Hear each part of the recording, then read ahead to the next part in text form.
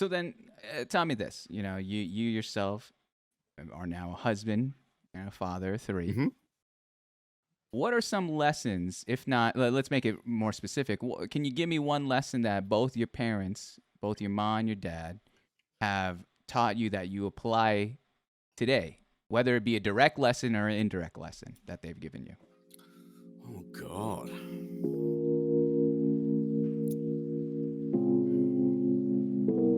This is going to be the weirdest answer. All right, let's do it. All right. Let's hear it. Let's hear it. Appropriate punishment. Okay. Yeah, that's No, the no. weirdest. And, That's the weirdest and title. let me finish. Yeah, let me Please. finish. No, let me finish.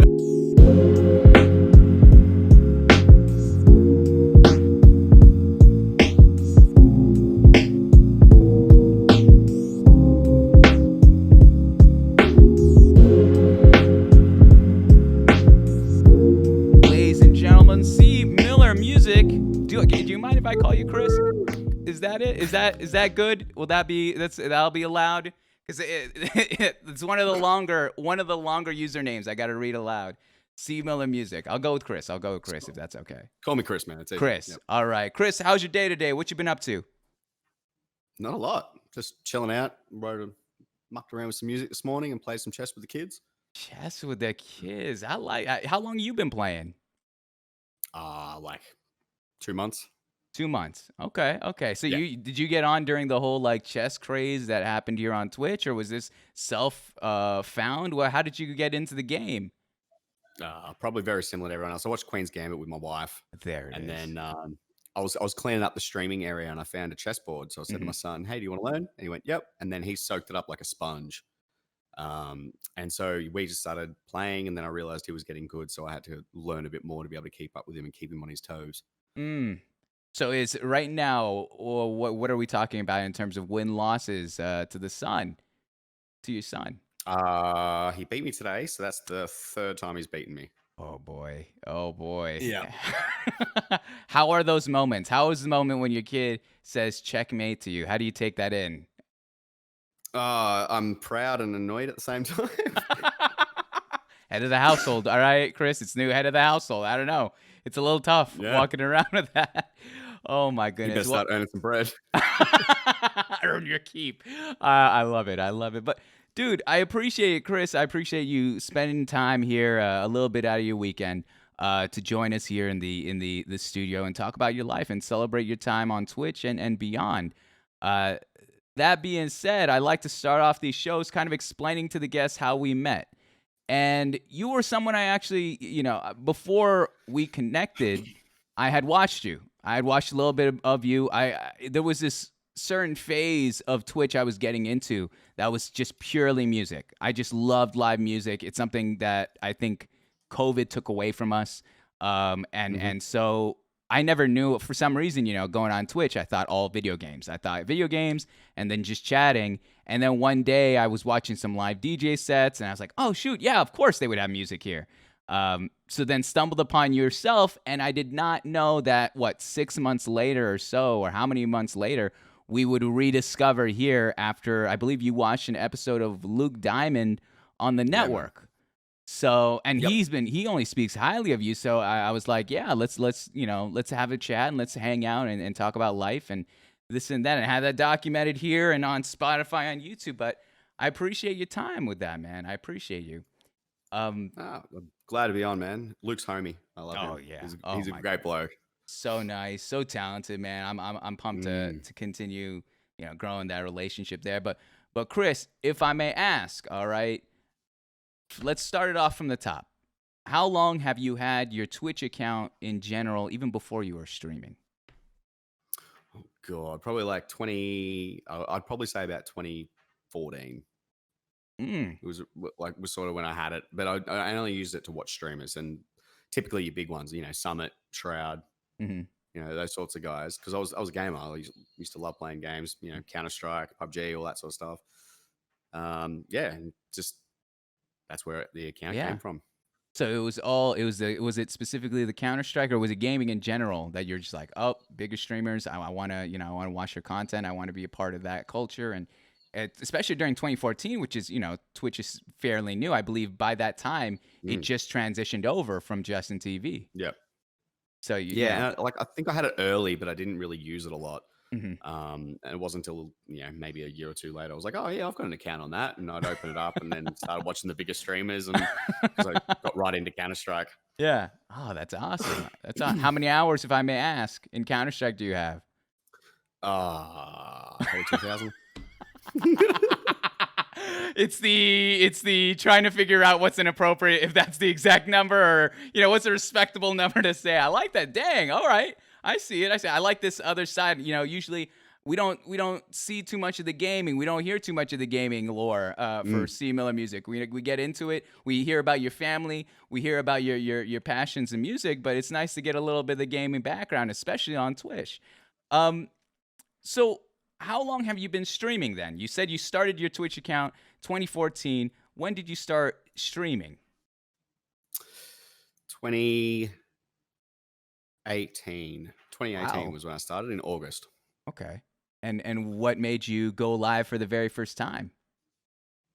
I was on Twitch randomly one day Mhm. and just watching gamers, and I was on my phone, and then I ran into someone popped up on the front page carousel, and it's a trio, family trio called Anvari, and it's a brother, sister, father Mm. trio, and they were amazing. And I'm sitting there watching, I was like, Wow. oh, live music, cool, that's awesome.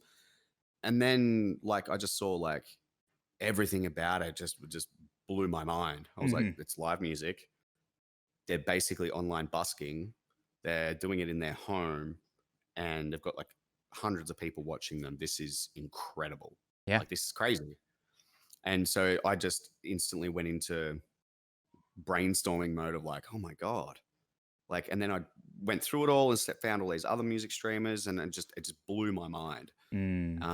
And then my wife was saying to me, she's like, well, you're always sitting in front of the computer playing music anyway. You're always on Twitch, whether it be watching musicians or gamers or whatever it is that you're watching, or you're always on your computer. Why don't you just turn the webcam on? Yeah. And so I was like, because I'm not good. And she, because at that stage I didn't sing. Oh, I didn't wow. sing in front of anyone. Like, so I'd done my first ever open mic night on my own. So normally Mhm. I was always just the guitarist, or writing all the music, and I'd have a vocalist. And all my vocalists moved away, and so it was just me by myself. And I was like, I've got to learn how to sing. Yeah. And so I started practicing and practicing, and then I went and did an open mic night. And because the whole idea was, if I practice on Twitch, I can't see the people, I can't see the disappointment on people's faces, and then I'll get better eventually, and then I can Yeah. play live gigs. And so I did that for 6 months. I went and played an open mic night in December, and I had all these different people come up to me saying, "We want to book you," and I was like, "What? Why?" Wow. And then I realized, I was like, "Hang on a second, Twitch has actually done something for me amazing here." Yeah. And then it flipped around. So I rarely do live gigs and do most of my stuff on Twitch, That's so which awesome. means I can be very picky and choosy about what gigs I do and don't take, Mhm. you know, in real life. Exactly. No, that's beautiful. Tell me about that very first stream when you went live for the very first time. What were you doing? Tell me the sensations. What was going through your head during that moment in time? It was insane. I started playing, and I had the worst equipment. And when I say worst equipment, I mean I had like a dynamic microphone that Mm, wasn't even XLR. Like, it went through into a like USB? headphone jack. Yeah. No, a Oh, headphone headphone jack. jack.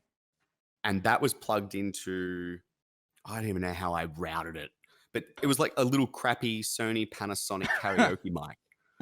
Like, it was something shit. And so it sounded like crap. I had Yeah. no effects, no nothing. So it was super dry. Like, there was no reverb. There was nothing. It was just straight guitar, straight vocal mic, and it sucked. However, I got rated by, at the time, there was this Aussie streamer called Super Average Player, which I don't think streams anymore, Hmm. unfortunately. I think life got in the way. But he had this amazing community, and he rated me. And I was like, why? why would you do this to me on my first That's ever awesome. stream? On the first And stream. Oh, my wow. first ever stream, man, it was like 180 Oh. people come in, and I was like, panic stations. I was like, what do I do? So Yeah. I was like, screw it. I'm just going to play like the funnest song that I know. And it was You Need Me, I Don't Need You by Ed Sheeran. Mm. And that happened. And then I just started playing all these different songs. And my song list was only like 20 songs at that stage. So I didn't know very many songs to sing on my own, but Mhm. I just worked through it. And I finished the stream and I was like, this is for me. This is what I want Wow. to do. Like, Yeah. I love this. If that wasn't a sign Um, from the universe or whatever, I don't know what is, man. That's crazy, especially ah, like, the discoverability of it all and just suddenly on your first stream, literally your first mm, stream, you have an audience before you and it's one of those fight or flight moments, I think, a watershed moment if yeah. you may, where you have to make a Mhm. decision. Am I going to perform? Am I truly the performer that I've been, I'm itching and scratching to be? Or, maybe if Twitch isn't for me and it's awesome that you rose to the occasion and gave it your best shot and here you are. It was super fun, man. It really was. And then Yeah. it was just snowball effect from that day on. Oh man, I was gonna like in parlaying to the question of when you started. So when did you realize that wow, Twitch can actually be a very big part of my life? This is no longer just something on the internet. This is something that I can really tie into a career, vocation, whatever it may be. Like it's a tough one. Like I think I did it for a while, and because I was very hamstrung by the equipment that I had. Hmm. Being a music streamer, you have to have great audio.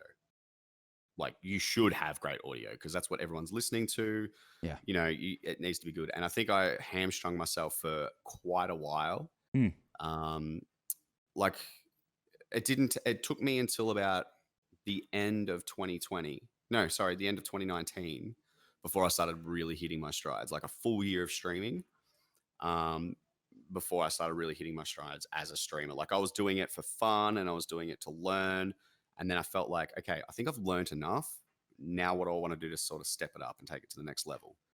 And that was basically equipment upgrades as I went. And so Hmm. I just started upgrading stuff to get it better and better and better. And then 6 months later is when it really just snowballed into a massive, like it changed everything about streaming rather than just being, a very, very small and niche audience. Yeah. The audience has started, multiplying week on week on week. Hmm. And I attribute that 100% to just getting everything a little bit more nice looking visually, but audio was the big thing. Yeah. Definitely. And that's when it changed my mind about it. You mentioned a phrase that I'm curious about. You said, find your stride. It took you a year to find your stride. Exactly Mhm. what were you learning during that year? You mentioned to be a streamer. What does that look like? I think I hit the streamer mark straight away. Like I think the in terms of like working with the community and interacting with the community and just doing all that stuff. I think I did that from day dot. Okay. But it was really trying to like the thing that was bothering me was like as every streamer gets, and every viewer may or may not see this from time to time, but every single streamer that you ever watch has always gone through a period of why aren't I getting bigger? Why am I why is nothing working for me? I can do whatever I want and I'm stuck at whatever X number is, whatever is the number that they're unhappy with. True. And that was the problem that I was stuck in. I was like, I just can't change it. Like, what am I doing wrong? And I wasn't blaming anyone or anything like that. I was looking for other streams for inspiration. Hmm. And it just purely came down to I've got to get this looking better. I've got to get this sounding better to compete, I guess, even though I don't really Hmm. think of it as competing, but to be on the same level as somebody else that has hundreds of viewers, I need to increase everything about what I'm doing. Quality. Yeah, definitely. Yeah, just overall quality. And then you mentioned, 6 months after that initial realization and uh, implementing these changes into your channel, you said it really snowballed. What was that moment? What happened 6 months later that just boom, it started clicking, everything started multiplying, and your viewership and even your experience on Twitch really became something huge, something bigger, a part of your life.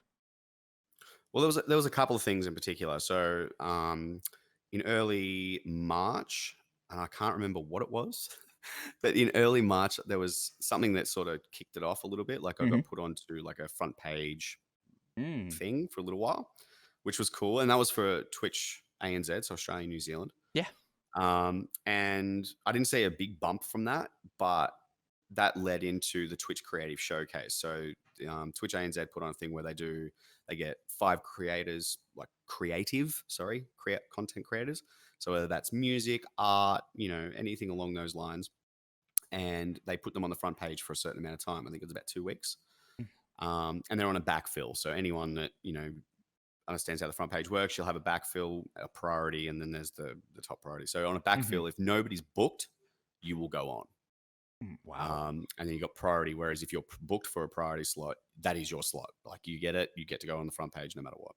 Wow. And so they put me on the Twitch Creative Showcase, and that was amazing. So for 2 weeks, I got to play. Every time I turned the thing on, it was That's amazing. possibly going to be on the front page and play in front of everybody.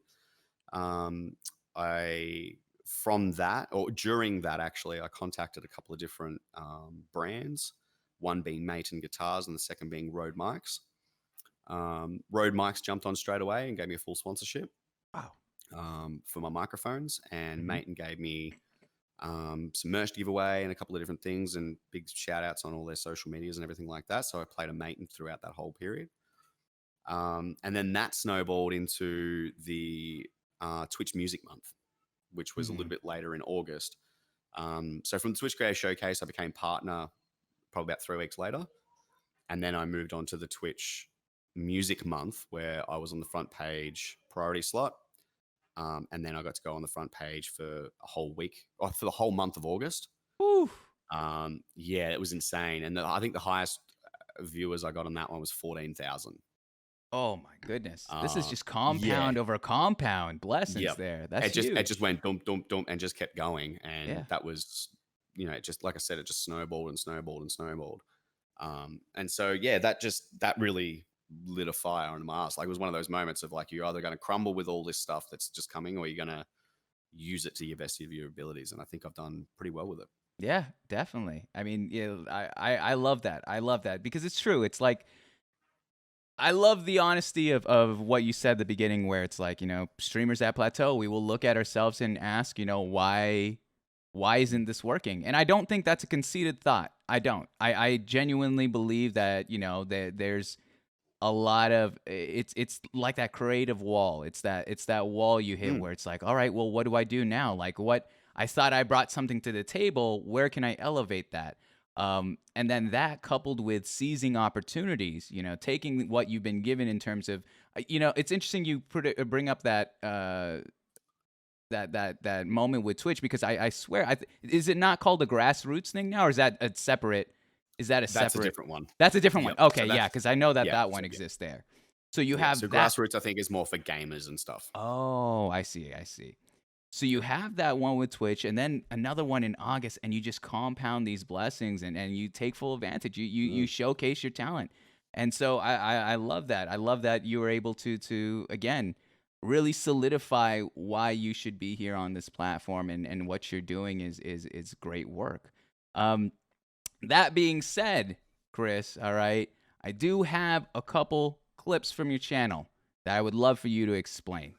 Okay. All right, far away. Here we go. It's nothing bad. It's nothing bad. Like I already told you, one of them was gonna be music. All right. So I wanted to showcase. What you got going on. I swear, I'm not even joking, you, my man. I teared up. You were playing some slow songs, and I teared up. I was like, oh my gosh. This was before we even agreed to the show. And I was just like, holy cow, man, this guy he's a knee bender, man. He's playing my heartstrings. But this one is more so, it's an old school hit, man. This one touched me. It was like, once I saw the title, I knew I was clicking on it. Let's give it a listen, all right? The question won't even be pertaining to the song. I just want you guys to know what we're dealing with here tonight, all right, guys? Let's give it a listen here. 1 minute. Feel good. Feel good. Windmill for the land is turn forever, hand in hand. Take it all and all your stride. Well, it is taking form. laying down love forever, love fast freely, turn forever, you and me. Windmill, windmill for the land is everybody in. Don't stop, get it, be by your captain's in a steady, watch me navigate. Don't stop, get it, be by your captain's in a steady, watch me navigate. Feel good, feel good, feel good, feel good.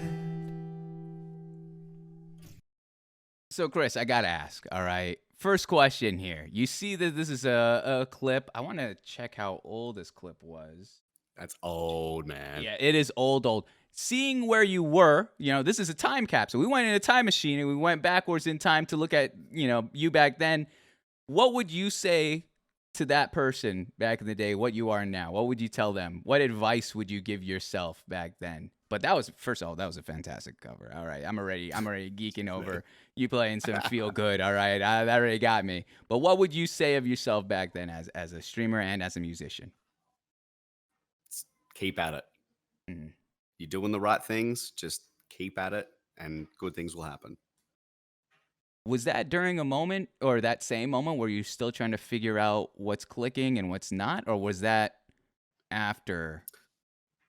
I think that was a little bit of that was still figuring out what's clicking and what's not. Like you look at that and it's very, I don't know. I look at that and I'm like, oh, there's shit everywhere. Mm-hmm. There's no good lighting, crappy webcam. You know what I mean? Like I look at that and I'm like, holy crap! Like the difference is night and day, but it's also years apart.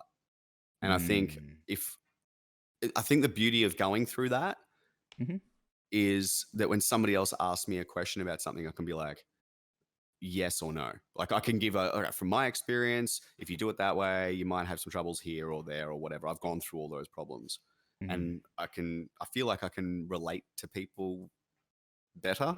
Yeah, if that makes sense. Definitely. And especially the humbling beginnings. You had to start somewhere. Yeah. And you started with all that, not as great equipment, and then you slowly build what you have today. So yeah, I think that's where your relatability really lies. So you can say with legitimacy, yeah, I've been there, and this is how I had to work around it. That's awesome. Absolutely.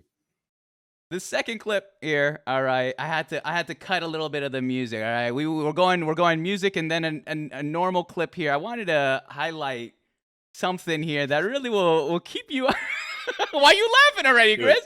Why are you laughing? I don't. Oh, okay. Here we go. Yep. Far away. I think you understand what's gonna happen here. So that fresh haircut, damn. That's clean. That's some Peaky Blinders cut right there. That's nice. Yeah. That's nice. But let's give a listen here, all right? Let's give a listen to what what the conversation is being had here between yourself, all right? Here we go. 1 second. Far away. 53 seconds. Did you? Why would you out me like that? Because you deserve it. Why would you out me like that? Because it's funny. Doing good, buddy. How you doing? How are you both doing? I'm doing well, my friend. But I deserve my massage that you promised me via chat. I will pay my dues. I'm like a Lannister. I always pay my debts. Do you fuck your sister too? What?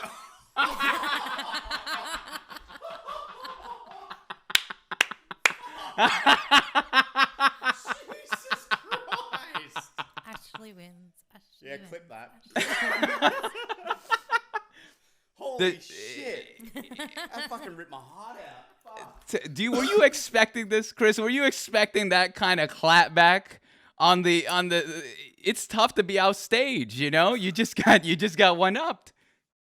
There's a reason why my wife comes and does my breaks. So whenever I need a break, she'll come in and chat with everybody and whatever. And they always say, "Oh, great, the real content creators here." Or, "Oh, great, the real streamers here."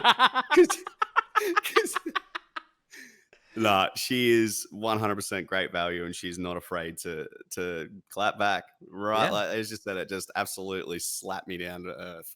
I love that though. That was like, because there's a lot of, and again, there are a lot of these clips of you and your family, and it's so great. It's so cool seeing that we're not just seeing your talent as a musician, as a streamer, but we're seeing the humanity in you. You know, you being a father, you being a husband, and that kind of relationship. I watched that clip at least 10 times trying to fully the timing of it all. There's even a look. There's a look that she had that she's like, "Am I gonna destroy him? Like, am I Do I say gonna?" this?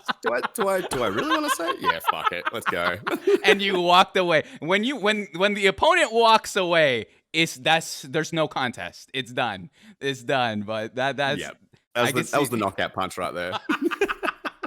I loved it. I loved it. Huge Game of Thrones fan. What are you watching nowadays, Chris? What are you watching nowadays? I know that was a nice reference, a good call back to Game of Thrones, but what else are you messing around now in terms of watching? We're watching Ink Masters at the moment. Ink Masters? Ooh, okay, Yeah. okay. So it's just a tattoos, like a reality TV, but it's all tattooists. Hmm. On Netflix, and right? It's Amazon Prime.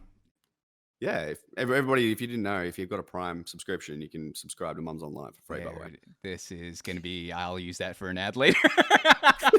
I appreciate that, Chris. Your $5 will be Venmoed in his safety. Thank you very much. but I love that one. Let's go from one clip to another to the last one here. We're going back to some music here. And I have some questions regarding this. Again, you mentioned at the beginning of the show your flow. You're like, I'm not much of a singer. I mainly play. But I don't know if you give yourself enough credit, my man, because you were spitting some fire here. And we're going to listen to it in just a minute. It's titled C. Miller Raid Song. Let's give it a listen here. 60 seconds. Come give me a hug if you're looking getting rough. Oh, now this looks like job for me. So everybody, just follow me, cause we need a little controversy. Cause I feel so empty without me. A little hell yes. Kids feeling rebellious, embarrassed. Parents still listen to Elvis. They start feeling like prisoners helpless. And someone comes along on a mission and yells, bitch. Missionary, the vision is scary. Start a revolution, pollute the airways, a rebel. Let me just a rebel and bask in the fact that I got everybody kissing this ass. And it's a disaster, such a catastrophe when you can see how much of I ask you ask for me. I'm back, na na na na na na na na na. Picture gonna tend to shoot it in and then I'm gonna enter it in up under your skin like a splinter. Center of attention, back to the winner. I'm interesting. Best things is wrestling, investing in your kids. Here's the nesting, testing. Attention, please feel the tension as soon as someone mentions me. Here's my 10 cents, my 2 cents is free. Who sent? Silent Sentry and Twitch farming has sent a shitload of people to me. Now this looks like job for me. So everybody, just follow me, cause we need a little. Oh my goodness. Tell me, it's titled The Raid Song. Is this something you do every raid? What's going on here? What was this moment that we stumbled upon? That's literally what I do pretty much every raid song. Are you kidding me? So for big enough raids. So if it's like a smallish raid, so like a 4 or 5 or whatever, I'll give them a priority song. But if it's like, a bit bigger, then I will do the raid song. And the raid song usually goes for about 10 minutes. Holy cow, man. The thing is that flow too.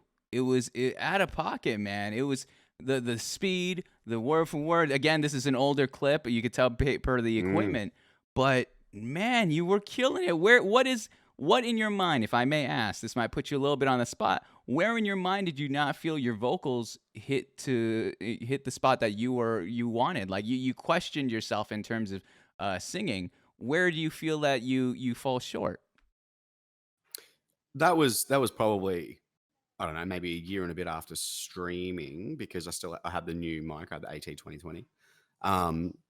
So I think at that point, like I felt okay about my vocals. Like I was pretty happy with them, but I knew there was still some work. So, but I was happy to learn. Like I'm always happy to learn, and I'm always happy to improve. Like I always listen to my songs or listen to something that I sing, and I go back and I'm like, oh, that sounds really nice. Yeah. But like I always have a but about it. Like, oh, I could have done that better, or I could have done that better. And so the next time I play it, I try and remember that and try and do better. So at that point, like I'm just still growing there, very, very much growing, very much a lot better than what I was when I first started, but still growing. Yeah, no, I love that though. That's such a cool, again, more incentive, more the hype behind it, the effects you're adding. There's so much to that, and the energy. Again, I watched that clip at least 2 or 3 times, and I could see from that moment the energy is there. It's a party, We raided into something that is going to keep my attention for longer than just it's important. I mean, statistically, a lot of people talk about how raids doesn't retain. More people just Correct. they walk away. But I think that exception comes in musical streams. I think there's a very big opportunity for a musical stream that has the ability to retain and keep the attention of the audience much better than another, from one just chatting to another.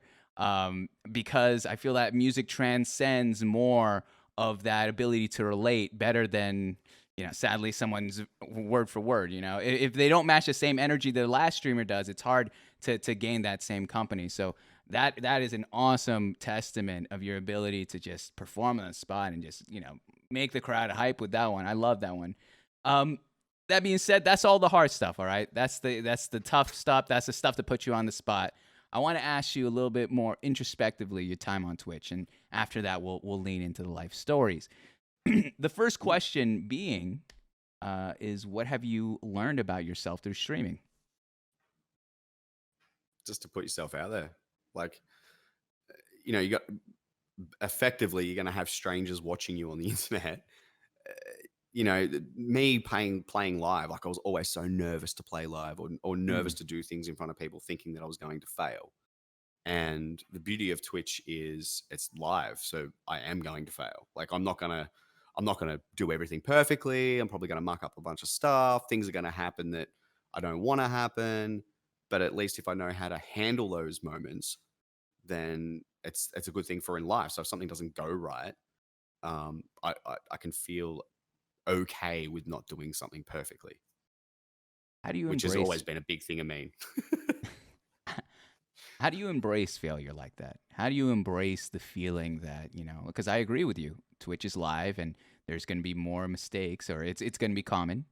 It's hard to be perfect here. So how do you embrace the feeling of, I am going to mess up. I am not going to, have the perfect show or perfect stream. But we could get better from that. Yeah. And I think, I don't know how you say, like, how you embrace it. It's more just being comfortable that it's going to happen. Like it's an inevitability. It's not an if, it's a when. Like you will make mistakes.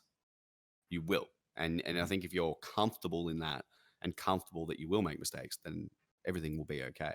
Like you might make a mistake, you learn, you get better, you go on to the next thing, or you just do it better next time. I love that. How would you describe your streaming style, Chris?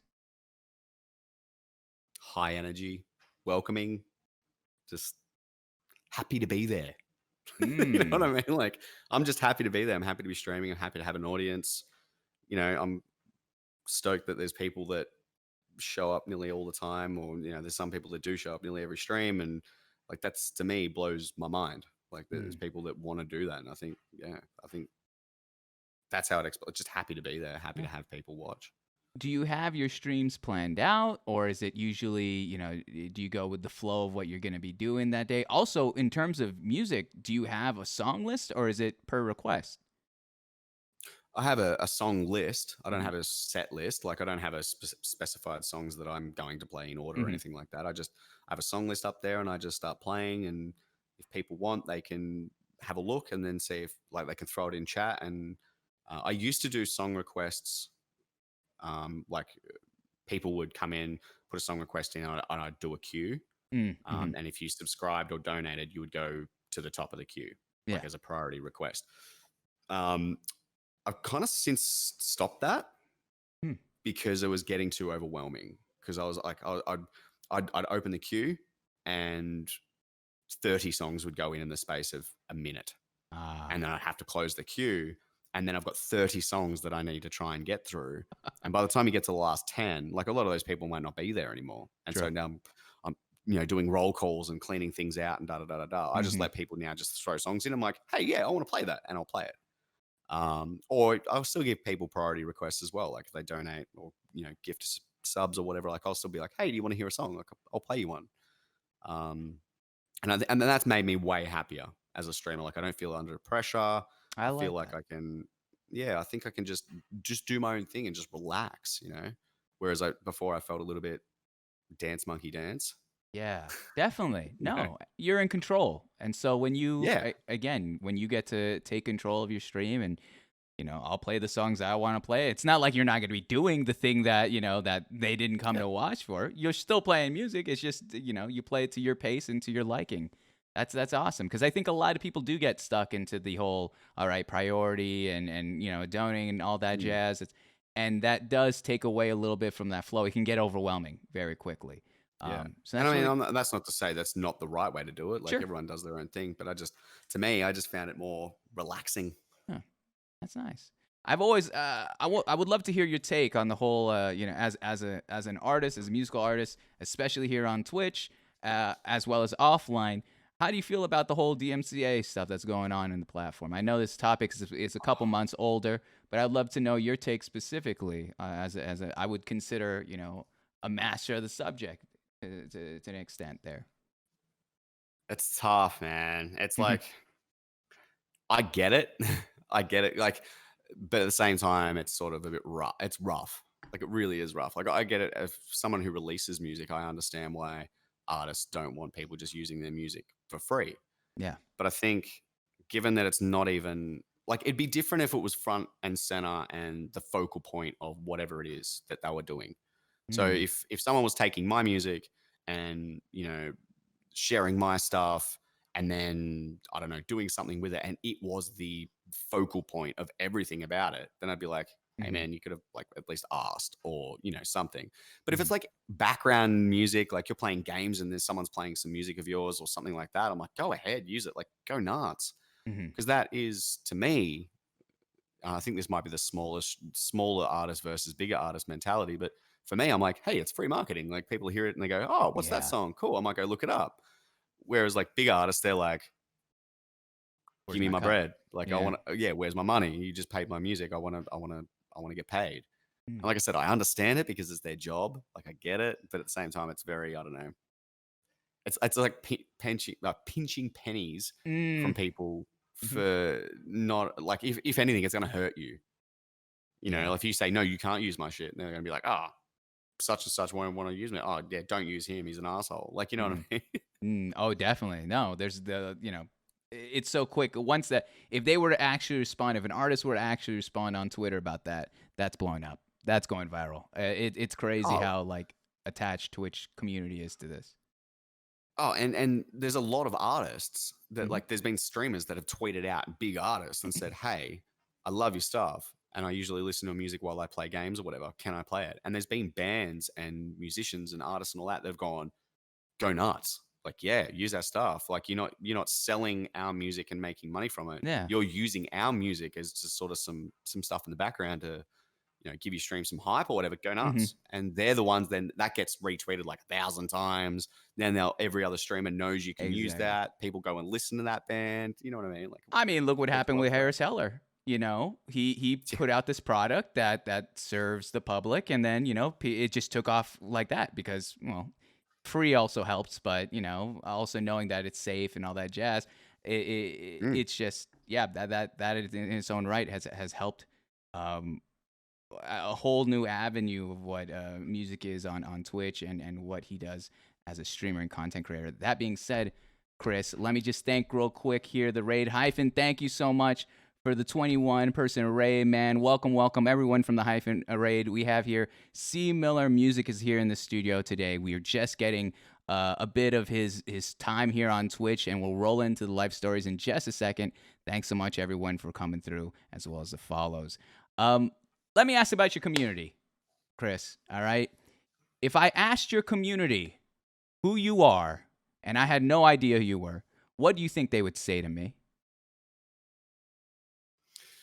Um, I'd hope they say that I'm welcoming and nice and, just full of energy. And I don't know. I'd like to think they'd Hmm? say all those nice things about me. Are they more of the? I feel like is there a roasting background? Is there? Do they give you a little trouble Oh, on yeah. stream? Oh, then Yeah, and I think that's sort of like that comes with the territory of being an 100%. Australian. I reckon it's just like it's just shits and giggles. People say Hmm. stuff just to get a rise out of you, knowing like joking around. Like I Of know there's course. some people that they get like those jokes thrown at them, and they're like, oh, and they get really upset about it. But like as an Aussie, I'm just like, ha, nice one, good, and like I might give them a bit of shit back or whatever. Like look at me and the interactions between me and my wife. That's just sort of what I'm like with everybody in Twitch, in the community in general. Like if they want to muck around and throw some jokes, that's by all means. I usually, as I said, normally it's just everybody giving me shit for the entire stream. I like it. I like it. Solid. Let's flip that question around though. How would you describe your community to me? If I popped in and said, "Yo, Chris, tell me about these people that are watching you." What could you tell about them to me? Oh, I just love them, man. They're just so full of hope. Like all they want to do is just see me succeed. That's it. They just come. I know there's people that get up in the morning and have morning coffee and specifically get up to watch me, which I think is insane. Like blows my mind. But I think that's what I mean. All they want to do is they just want nothing but the best for me and my family. They're happy to be there and excited. Like rarely anybody gets cranky about anything. Like everyone's just so happy and warm and welcoming with everybody else that's new to the community. Like someone would be like, "Oh, it's my first time here," and they'll just get bombarded by people like, "Oh, welcome, how you doing?" Everything so just it works. Like, and I think it's a combination of both of us. Like, your community is what you build. It's as simple as that. If you build a crappy toxic community, well, you got no one else to blame but yourself. I think if you all you want to do is have a certain thing, if you act that way, your community should eventually be created in that manner. Yeah, definitely. I like that a lot, especially the phrase "they all want you to succeed." I think that's big. I think that's I now that I take a look about that, you're number 61. You're the 61st streamer I've had this conversation I've had on this show, and when I look back upon all these interviews, I think no one has ever said that answer, full of hope and want to see me succeed. But that's so true. That's the antithesis of supporting the streamer. I just wanted to gas him up, give him the extra view. We're not even talking subs. We're not talking donuts. We're talking something more valuable, which is attention. Time. Time. That's awesome. That's a great realization. Too much wisdom, too many dimes, Chris. You're dropping too many dimes. I could tell the age range between what I've interviewed in the past and where I am right now. I could tell there's too much wisdom being brought in. That being said, all right, you call me old, bro. I don't even know. I saw you share that photo of you when you were at a wedding with your wife when you didn't have the beard, all right? That's when I knew. I was like, all right, this guy's got me. He's got my number, all right? I'm usually the old soul here. I'm only 27, my man, 28 in like a month. But, yeah, you're looking young, my man, all right? You're looking much healthier than I. That being said, all right, we're moving into life stories. I have a segment in the show where I go and use the restroom. Do you at all have to use the restroom? Absolutely. Go ahead. You can go first. I'll take the heat here and we'll switch off once you're back. All right, sounds good. Awesome. Oh my goodness. Hyphen. Thank you so much, bud. I appreciate that dearly. I appreciate the raid. What do we got here? Blopping Loppin. Oh my gosh, that's a stroke for me to read, my man. What's up? Yeah, what's up, Hayden? I gotta pee. I'm gonna be honest, dude. I gotta go take a piss. I don't know what I was doing. Moms, you cute.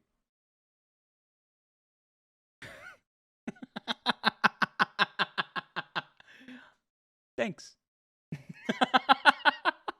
This is too much, dude. Chris is dope, man. Chris is dope, but he's so advanced in terms of speaking. I could tell, like in terms of like his worldview, he's lived such a life, and I'm curious to see what some of that may be. That we'll find out tonight. But man, he's lived a lot. You could tell. He's just something about him, man. His aura, man. I'm getting into spiritual TikTok too much again. I'm talking way too. His crystals. They just. He's just a wise person, man. You could tell he's got a good heart, and he's got a talent, man. He's got a love for what he does here. Such a talent too. Vicky, how you doing? Nice to see you. Pretty chill. Yeah, he's dope. What's his sign and favorite? You can ask him, Soul Ripper. Go ahead, ask him. I'll be right back. Give me 1 minute, Chris. I'll be right back. You're good. Gemini and Orange. There you go, Lieutenant Soul Ripper. Gemini and Orange.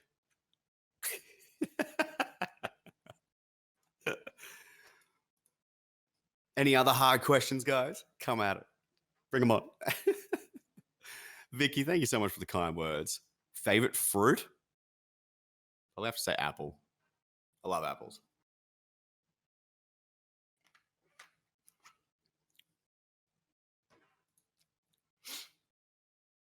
McDonald's order? Large Big Mac meal and a cheeseburger. Or a large quarter pounder meal and a cheeseburger. But I've always got to have the cheeseburger. Favorite song to play on guitar would probably be Neon by John Mayer, just because it's a little bit fancy. It's a hard song to play, but it sounds really nice. That's probably my favorite to play. Perfect day. What do you mean by that, Vicky? What would I do on a perfect day? Is that what you mean? Yeah? Probably just play some music in the morning.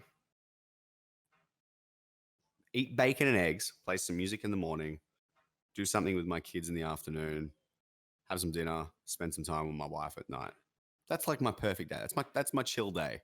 That's my Sunday, and I think Sundays are my favorite. What was your best day so far? That's a tough one. That's a tough one. What was a tough one? What did I walk in on? Who's this? I said, what was your best day so far? In life or in streaming? Because in life is a toughie. I've got 3 kids. I can't choose any of those because then they'll fight with each other. True. The day I got married, how's that? Wow, here we go, guys. Here we go. The cop out. So he's gonna throw all 3 of the kids under the bus, go with the life. Smart move. Smart move. Yeah, smart move. Well smart done. move. Yeah. That, you know what? You're playing a different type of chess, all right? It's a mental chess. That's way too advanced. That was way too advanced of a move. I haven't learned that one yet, clearly. We'll get to that one. But Chris, all right, we're leaning into the meat and potatoes of the show, which is the life story. Mhm. I didn't get to say this to you in the DMs, but I actually prefer saying this here in front of those that are watching as well. If there's anything you don't want to cover, if there's any question that goes too deep that I start, because I'll ask a lot of follow-ups to our conversation, feel free to either give me a no answer or don't answer at all, or just tell me, it's a little personal. I 100% am on your team. It's the guest first, and then those that are watching. So with that being said, let's start off at the very top. We're talking about family and kind of growing up. Without doxing yourself, if you can give a state, city, territory, where were you born and raised, Chris? I was actually born and raised in my hometown. Was born here, moved away, and then moved back later on in life when I was about 16. On the border of New South Wales and Victoria in Australia. Nice. Any siblings? Yeah, I got 5. 5. And where are you in the pecking order of the 5 total? It's technically I'm the second eldest, but everybody in the family considers me the eldest. Why so? Why so the eldest? What is it about you that gives such older? Just maturity. There maturity.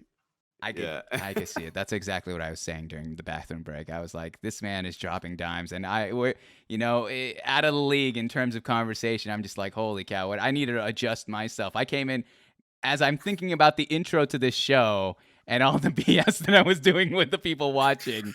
I think, oh wow, how quickly! It's almost like when the teacher corrects you, like, all right, time to turn in your homework, and I'm like, oh crap, I am a phony. Like red marks everywhere. Oh shit! I think you made a mistake. This is not supposed to be an F. And that's why I was like, listen, man, if you want to leave the show, I understand. I'll see you later, my man. We had a cool DM conversation. I'll see you later. So what if tell me about the relationships here with all your siblings? Is there, 5 is such that I haven't had too. My mom is 1 of 7, so I can kind of understand in terms of bigger family. But like, tell me how it is being. Is it 5 total or is it 6 including yourself? 6 including myself. 6 included. So tell me about the dynamics within your siblings, including yourself. Funnily enough, I only talk to 2 of them, really, which is one of my younger brothers and one of my younger sisters. Just purely from for my family. Yeah. a lot of drama. You know what I mean? Like I Sure. don't have to deal with it and all that sort of stuff. And I want to protect my kids Hmm. and don't want them to be involved with what they're involved with. Yeah. Yeah. Is there any stories growing up that you and your siblings, that you have of you and your siblings that was kind of like one of those, like, we're in this together, like partners in crime kind of stories where it's like, all right, we're both doing something that, all right, kind of on the border. I got to watch your back. You got to watch mine. Was there any of that growing up in your household? Well, funnily enough, the most memorable story for that would actually be one of my step siblings, not one of my Hmm. actual siblings. Okay. Because my parents divorced very early Hmm. in life. And so my dad got a new partner and she had kids already, and he was a year older than I was. So we're same age, same sort of friend circles and all that. But because our family was so big, Hmm.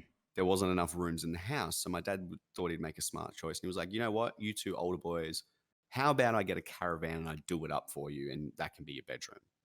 And I was like, yes. Yeah. Okay. Because we could be away from the house. We can do our own thing. It could be like our own little home, whatever. And which meant when everybody went to bed, there was nobody that could stop us from sneaking out.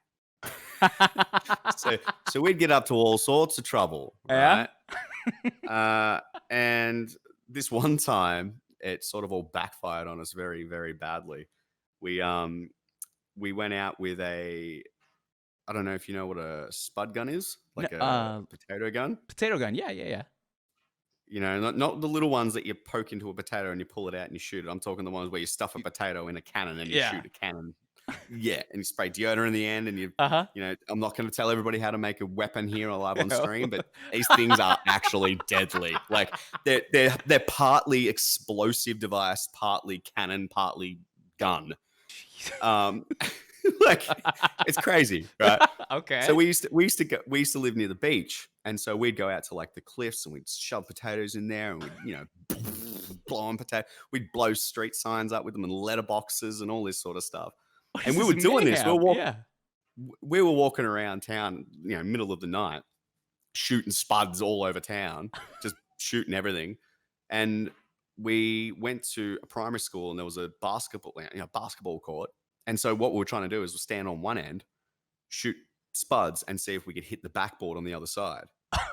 And so here we are in the middle of school, bang, bang, bang. There's all these bangs going off, and eventually somebody thought that obviously somebody was shooting a weapon of some description, and the police showed up. Sure. So we ran, we bailed, we were out of there, gone. We're hiding in bushes. We're trying to like get all the way back home before we're getting busted. It was like full Mission Impossible. Yeah. And then my stepbrother's phone rang, and we were like, okay, answered it, and it was his mum. She was like, "Oh, what are you guys doing?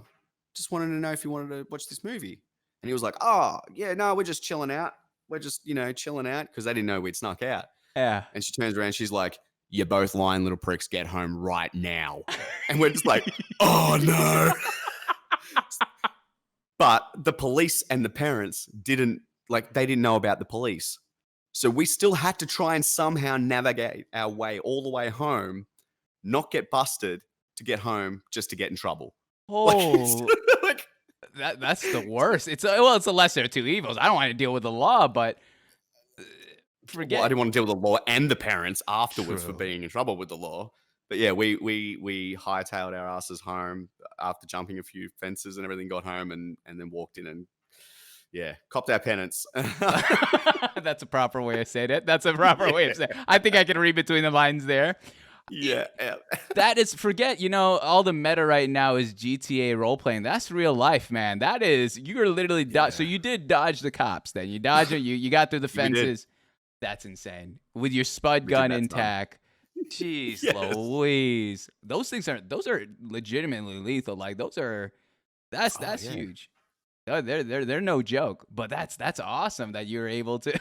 So when you did inevitably get back home, and what was that feeling? Like, you got away from the cop, you got away from the law, but then the real, like you got away from the law Yeah. enforcement, but the judge and executioner, you still did not.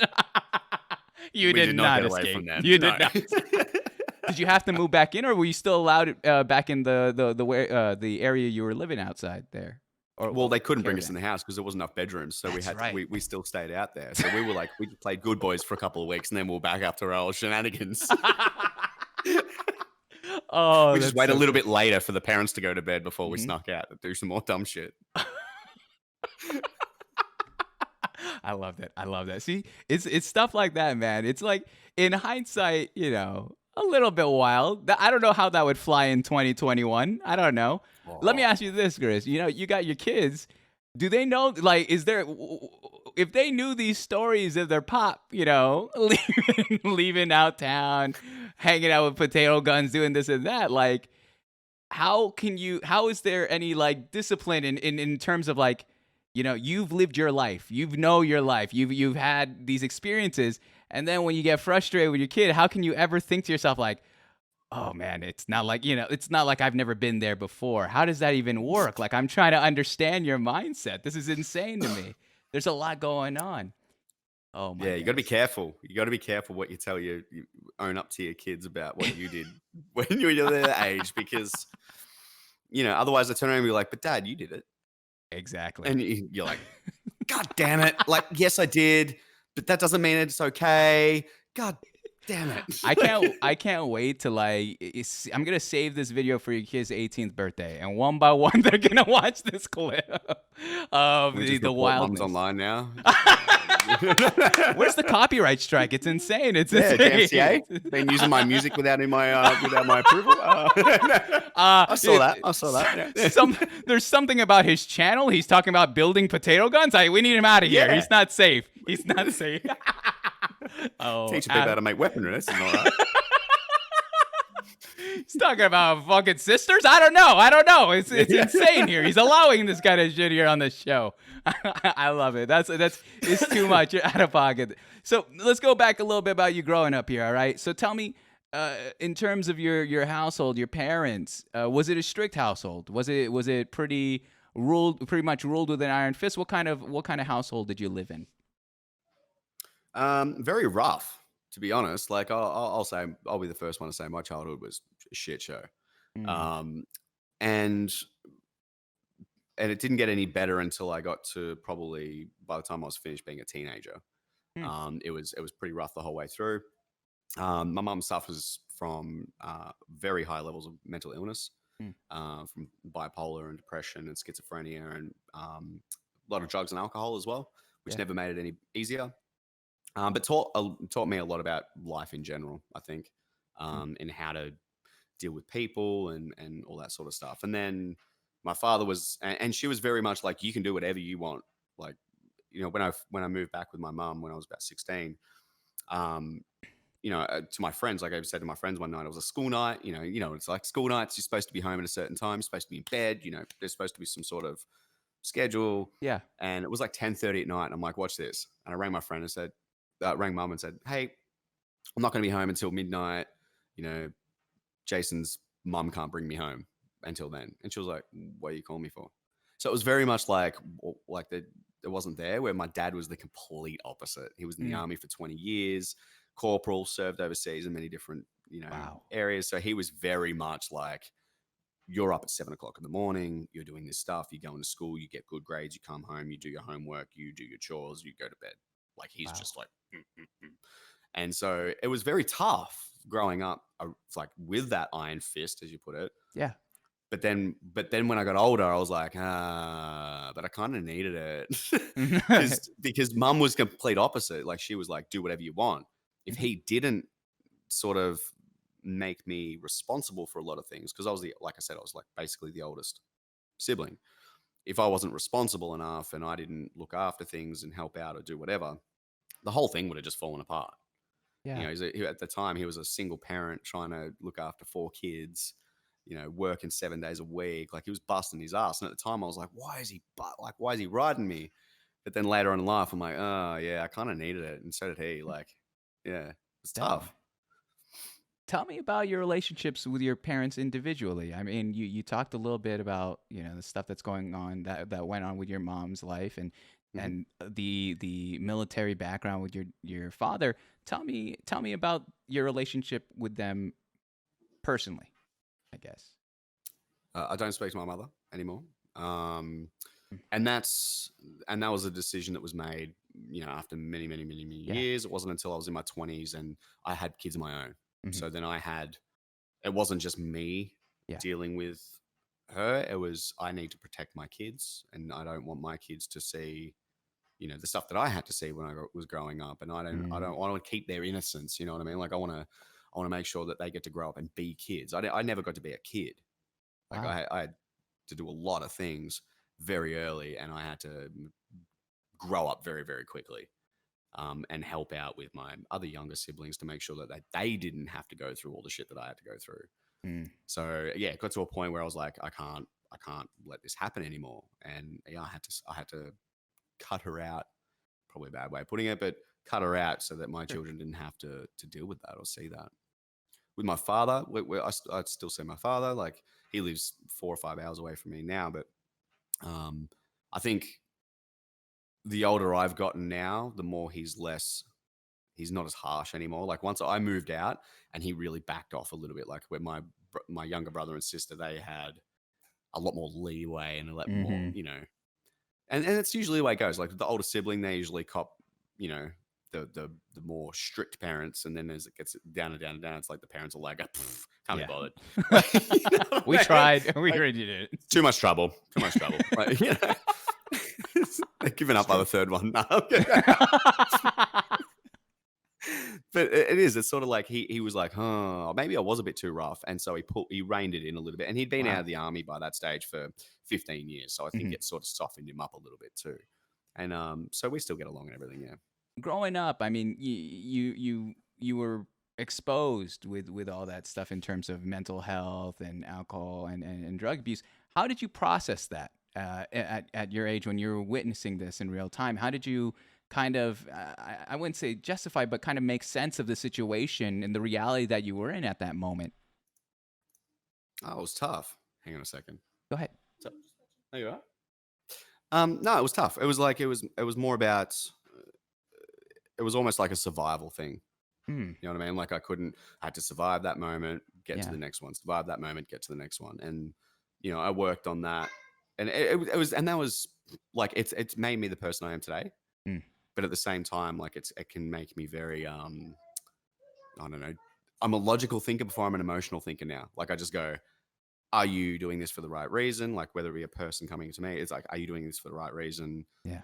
Should I be helping you? Should I do this? Should I do that? I think everything logical first and then emotional second. Mm. Whereas a lot of people, will be emotional thinkers. Oh, you're nice. You're being nice to me, and Mhm. and that's sometimes like I don't want to be taken advantage of. I feel like I'm being taken advantage of, or people are, I'm not saying all people are bad, but that's just who I am now. Like Yeah. that's what it's created. Definitely. Definitely. So then, tell me this. You yourself are now a husband and a father of 3. Mm-hmm. What are some lessons, if not, let's make it more specific. Can you give me one lesson that both your parents, both your mom and your dad, have taught you that you apply today, whether it be a direct lesson or an indirect lesson that they've given you? Oh God.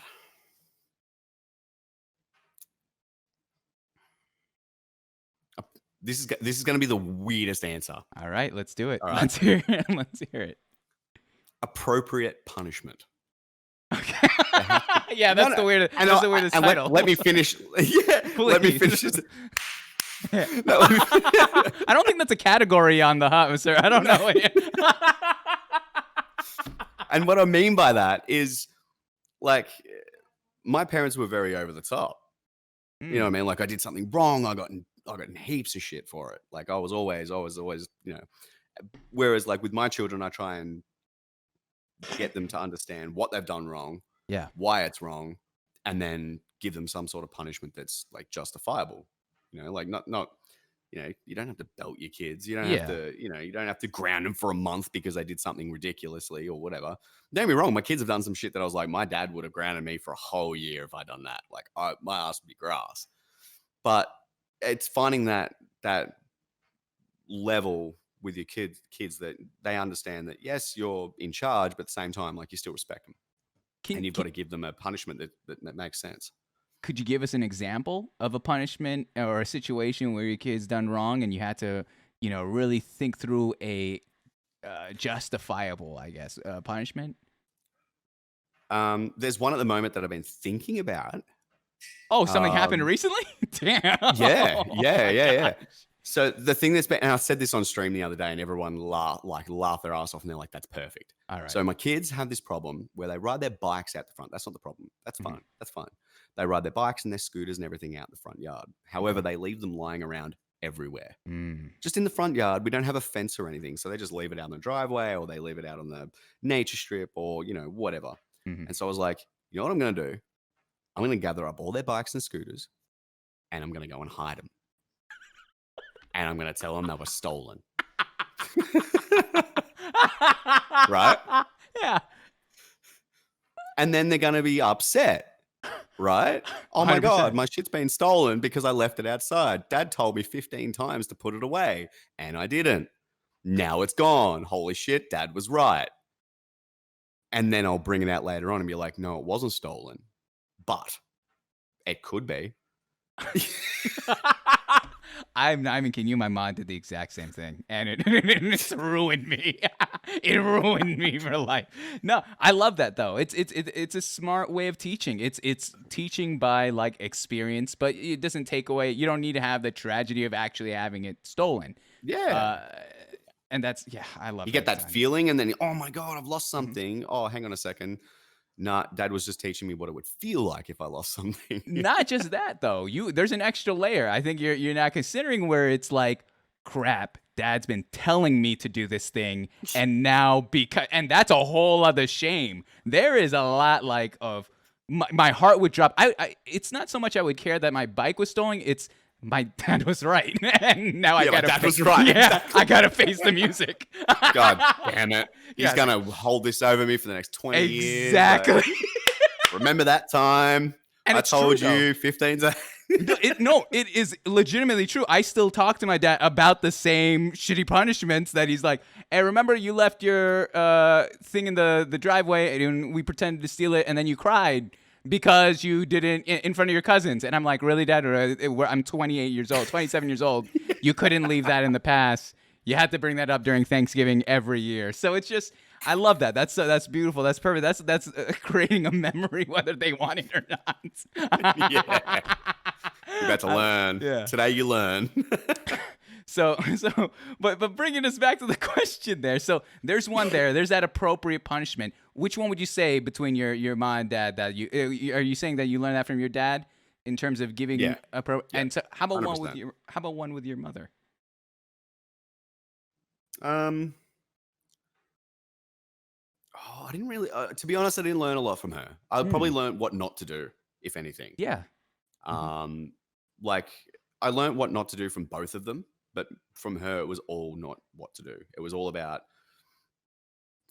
how to treat people and including your kids. Like you got to have a level of respect and a level of you want to keep them as kids.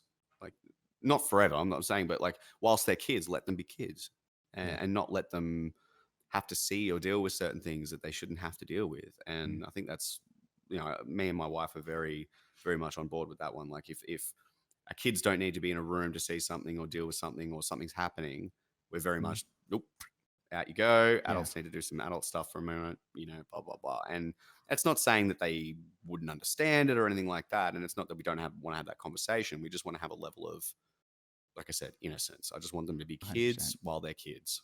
Yeah. I like that. Yeah. You mentioned earlier on that you yourself didn't have the opportunity to be a kid. You had to grow up quick with the environment that you were in.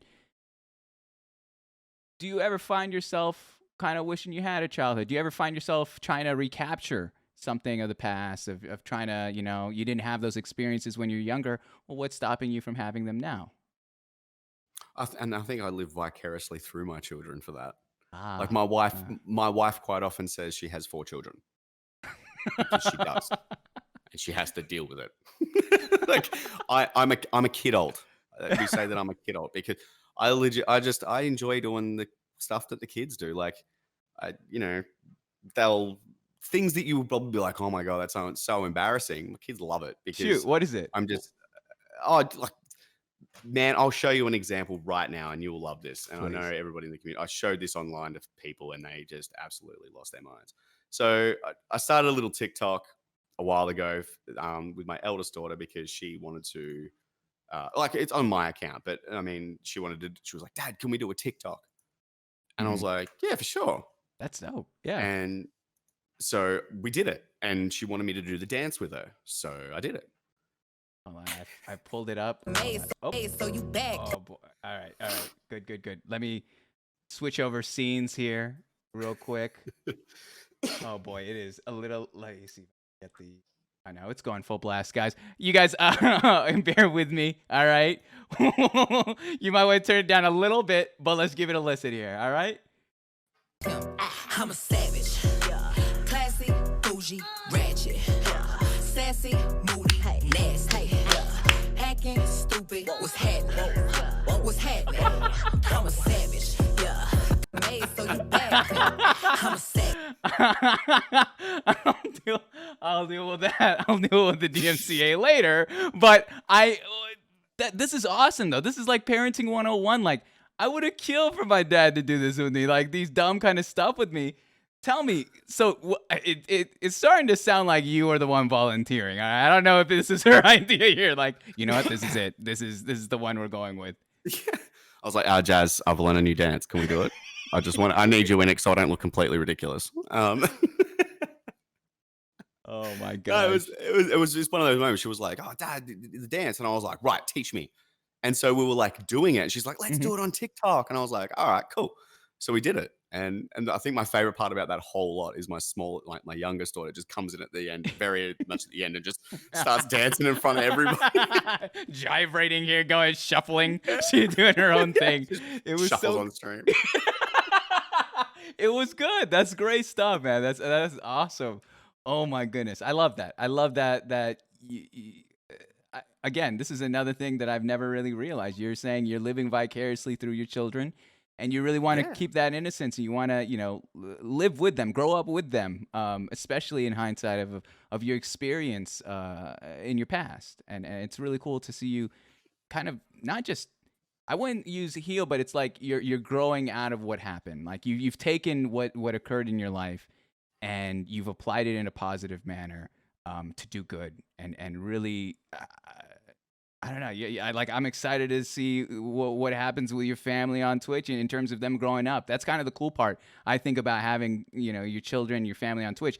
You kind of see them grow together. It's not just content anymore in terms of your music, but it's like there's an extra investment that people that are a part of your stream, a part of your community, get to witness in real time. But yeah, and I think like I have to be careful too. Like I don't want to have course. my kids on stream all the time for obvious reasons, but Mhm. they love it. They love that I do streaming stuff. Like they want to. My son wants to start. Like, Dad, I want a YouTube channel. I want to do all That's these so things. Da, da, da, da. And they like sometimes they'll come on, and like there was a stream I did a couple of months ago where all my kids came on with me and we sang different songs together and we did all that live. And like I let them do that on sort of like special occasions or every now and again, so that they can get involved. And because 9 times out of 10, they're in bed when I'm streaming. Yeah. Like they're not awake. Mhm. But yeah, so when they get to do it, they're like, "Oh my god, this is so much fun!" And yeah, So cool. I enjoy seeing their faces and their reactions to stuff too. Mhm. I think there was one stream I was lurking. You were singing some like Disney songs. There was another man there. His voice for those songs were ridiculous, and they were so good. That's one of my mods, and he's actually one of my best friends. No way. And he was around. He was just around that night, and I was like, "Come on, come sing some songs with me." And he was like, "Sure." It was so good. I just sat there. I had you up on my other monitor. I'm trying to write a feel good blog, and I'm just like, this man is yelling out some sort of. I can't even put my finger on what character that was, but it's one of these wacky characters. It was Zazu and Simba when they're talking about I just want to be king. That's right. That's Yeah. right. That was great stuff. That was great stuff. Let me ask you one more question in regards to family. We'll move on to a little bit of education here. One thing that I really pride this show on being, regardless of this being on Twitch, if I were to not be on Twitch, I would take this show on the road with me because I love doing this stuff. I find it to be a time capsule, a moment in time where we get to capture a little bit about your history, your present, and your future. That being said, I want to focus more on the present. Mm-hmm. What would you want your kids, if your kids were seeing this in the far future, let's say that like 20 years from now, they were to stumble upon this interview and like, oh my gosh, my dad's here with some random Asian man on the computer. I would love to hear what you would like your children to know, what you would want them to know forever, something that they can never forget, a little message for them about how you feel of them. How I feel about them? Yes. Oh, I love you. And no matter what you do, just do it well. Try to do it well at least. And then no matter what, I'll always be proud of you, no matter what. That's so nice. Damn it. I think part of me wants to just keep that for me now. All right, now for your kids. Yeah. You owe me 18 years of money. There it is. Rent's due, baby. I love that. That's Pay up. That's so awesome. Like I wanted to capture this specific moment because I think it's little Easter eggs like that I think make life just a little bit more beautiful because it's so awesome that they can, in time. I consider this kind of show evergreen content where it's not just I'm live on Twitch. It's there forever. And wherever you and I go in life, whether we cross paths again, like this is a moment that we got to share and we got to talk about you and your family. And now you kids get to have a piece of investment that a little token that they can keep with them. So I find that, I don't know. It's one of those things that I love using this channel for. That being said, let's lean into a little bit of education. All right, let's talk about your time specifically. Let's start off in high school. Okay, you're familiar with a lot of the high school stereotypes. You got the jocks, the nerds, the emo kids, the outcasts. Where would you classify yourself in that hierarchy? Not hierarchy. That categories of high school. I was a skater boy, mate. What? Oh, yeah, man.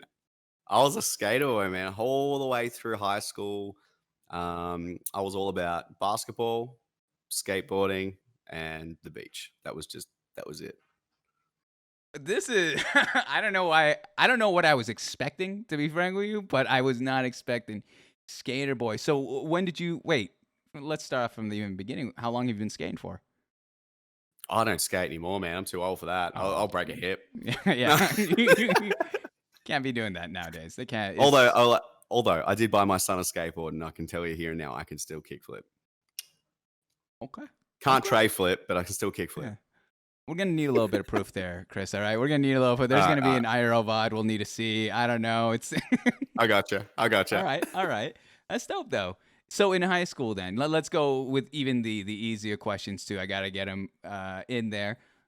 Favorite subjects? Any co-curricular activities, like activities outside of high school that you were doing at the time? What was the first one? Favorite subjects. Favorite subjects? Yeah. This is gonna sound so nerdy, but math. How- Because I was good at it. Like my dad was a ex-army and an engineer. So Jeez, he okay. taught me maths really, really early on. And like, so when I got to high school maths, I was like, this is boring, but I'm good at it. And so I'll just do well at it. And little bit, I work in finance now. Go figure. This is all blowing my mind I had no idea. Again, this is why we do the show. This is why I got to sit down and I got to skateboarder turned finance. Not even the Wolf of Wall Street himself could write this kind of story. This is insane. All right. Well, we'll get to the job part in a second. Tell me, tell me about. Did you do any clubs, any of that stuff in high school? Was that, or were you just strictly once school's done, you're going to the skate park, you're going to the beach, you're hanging out with the friends? Oh, basketball, 100%. Oh, Like I no played way. basketball, through probably from about 14 onwards. Mm. Maybe a little bit earlier, actually. Maybe like 11, 12, I started playing, and then started playing like competitions and leagues and stuff like that. And then I finished up playing rep in when I was 15. And then I think that was like Dang. the last time I played. So that was all I did. And then when I moved back to my mum's house and started going to high school up here where I live now, it was all music. Like because I had a lot of people here that played music and most of my friends played music. So we just fell into bands and stuff together. Was there any influential teachers in high school? Anyone that kind of pushed you in a way that not many other teachers would have, that inspired you to do something outside? Well, do you have any of those figures in your life? I have 3 of them. There's Awesome. 3 teachers in particular that stand out to me for all of my life, and they will always will. One was called. His name was just. He just said he never told us his last name, like because he didn't want to be called Mister something. He just said, "My name's Richard. Call me Richard or Dick. Mm. Either one's fine." But he was an ex-military. Dang. Right. Yeah, he came from the military, but he was awesome. He was amazing. He was different to every other teacher that I've ever been with, or everything. He was that guy that was like, he was brought in because our class were assholes. And they were like, you know what? Let's get the ex-army dude in here. He'll straighten them out. Exactly. But little did they know, he was just super cool. Like he knew how to talk to kids and knew how to talk to teenagers. And he's like, don't worry, I've been where you are. I know, you might be having a shit time, blah, blah, but it's not the teacher's fault. Like we're here to learn, we're here to do things, like da, da, da. And he was never strict. He was approachable and friendly, which was nothing we'd never had before. Wow. And he was awesome. Like we would, this is probably going to sound completely messed up, but he was like, I want to say a project. If you could write how to use anything, write a recipe on how to use something. And he would and it was so dumb, but he was like, someone's like, oh, fine, I'll teach you how to use a pen. And he's like, okay, write me an instruction on how to use a pen. And then people would write these instructions and he would follow their instructions and he'd end up like holding the pen upside down because they didn't write in the instructions that they have to hold it the right way around. I love He's like, and then that turned into a lesson about being, when you want somebody to do something for you, you need to be exact or not exact, but you need to be a little bit more descriptive about things. And you can't just be like, I'll go do this. And then when they do it wrong, blame them for it because you didn't tell them how to do it properly. And I was like, Wow. oh my God. Yeah. Like that was a lesson for me, and like it was one of those things that stands out in my mind. And I was like, if a teacher has said to me, oh, you need to be exact because, I'll just been like, get out of here. Whereas the way he did it, I was like, shit, and That's awesome. and then after, he was amazing. And then Mr. Pitfield, another guy, awesome, very young. But he was, again, very cool, very intelligent, but he, again, just knew how to communicate with kids. He got the best out of me. We had to do like a speech thing, like not a book report, but like a presentation. We had to give a presentation on something. And I was like, oh, I want to do it on music because most teachers are like, you can't do no. And he was like, yeah, sure. I'll give you extra points if you air guitar a song. And I was like, what if I play a real song? He's like, I'll give you even more points.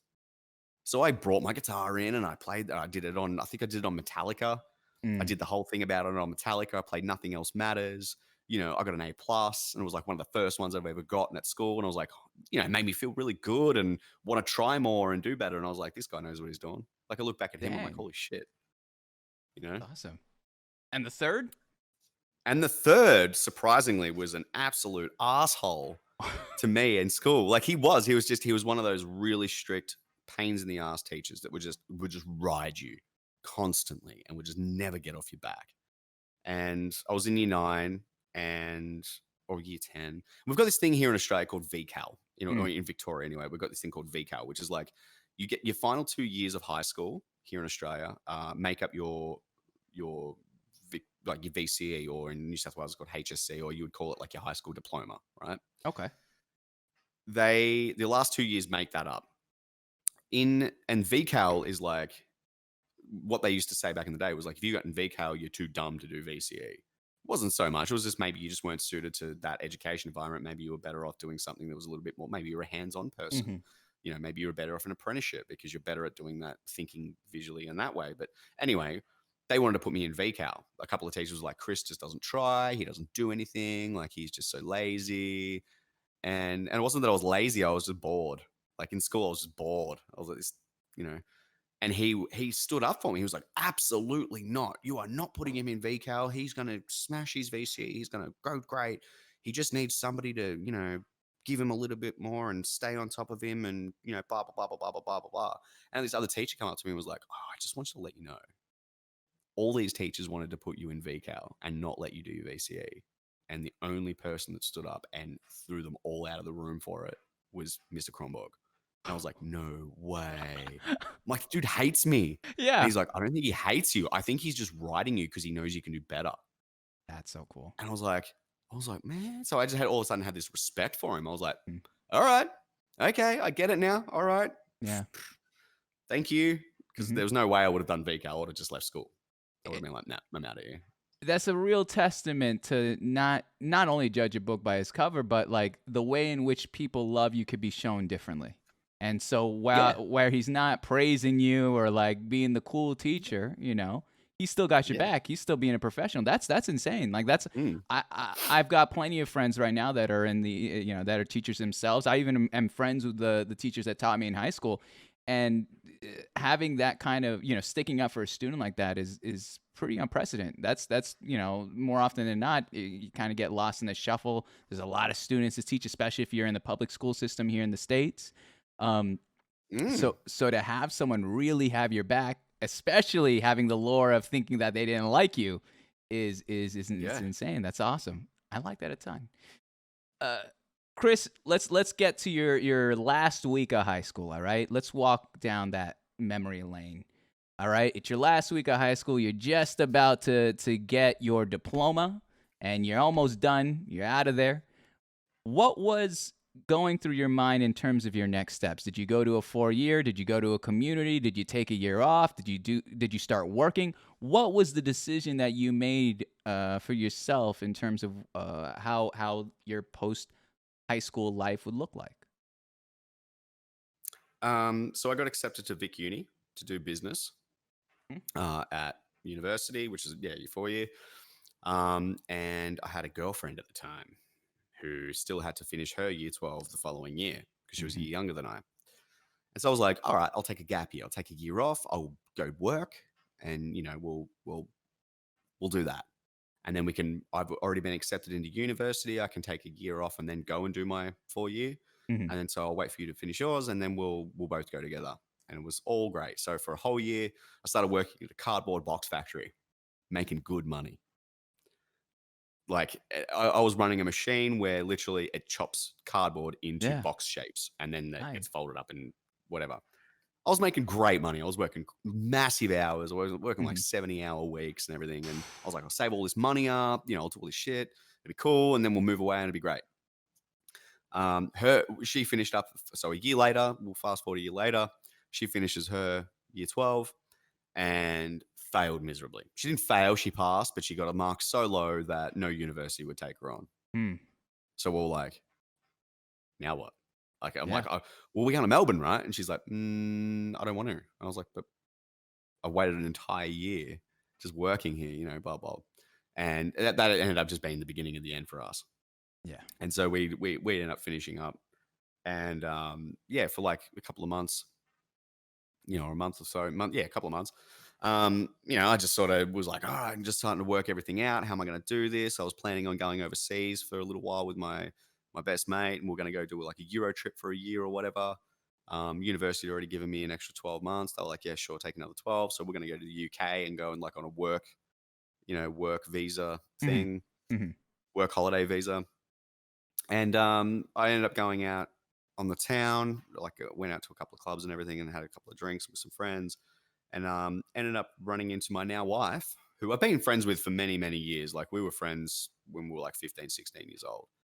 And there was always something there. Yeah, there was always something Yeah. there, but we always had partners. Like, Oh, the she was timing was either with off. somebody or I was with somebody. Like, it just never worked. Hmm. And I ended up bumping into her at a pub, and I was like, "Oh my god, I've been actually wanting to see you." Yeah. And she was like, "Why?" And I was like, "Oh, me and such split up, and I just wanted to come and hang out with you because we're good friends." But there was nothing malicious about it. It was like I just wanted to come and see you because my ex at the time Hmm. didn't like it because I think she saw that Whew. there was something there. You know what I Yeah. mean? Yeah. I got And you. so I was like, I wanted to come and see you. Like I went in, and she was like, "Oh," and I'm like, "I'm single," and she's like, "Oh, me too." And we've been together since. Boom. Boom. Not even kidding. Not even kidding. That's I think, yeah, the next night she come around to my house. I cooked her dinner. We watched movies and hung you're out. We were doing it seeing each other for a right. while, Holy and cow. then so we Oh, were planning on going to Melbourne as well. And then about 6 and a bit months later, she fell pregnant with our eldest. take notes, ladies and gentlemen. Take notes. All right. Well, and I got more questions for that when the topic arises. But Mhm. you kind of we went into a super mode there, and I loved it. Don't get me wrong. I love that. That's awesome. It's great to know the trajectory of where things are going, so I kind of have a heads up there. But man, you really took off from you know waiting that 1 year and then realizing, you know what? All right, let's get into it. So when you waited that 1 year, for your Mhm. then ex or now ex, I'm sorry.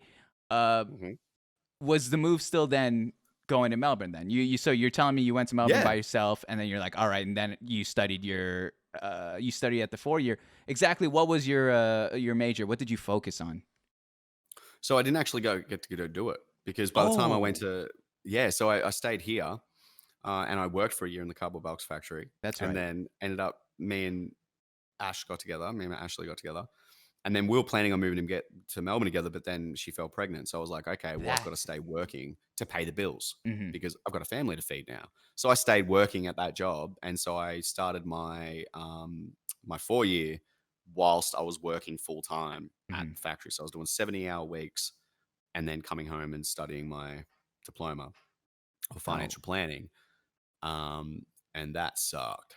yeah. Tell me why you got into financial planning. Originally it was going to be business. Hmm.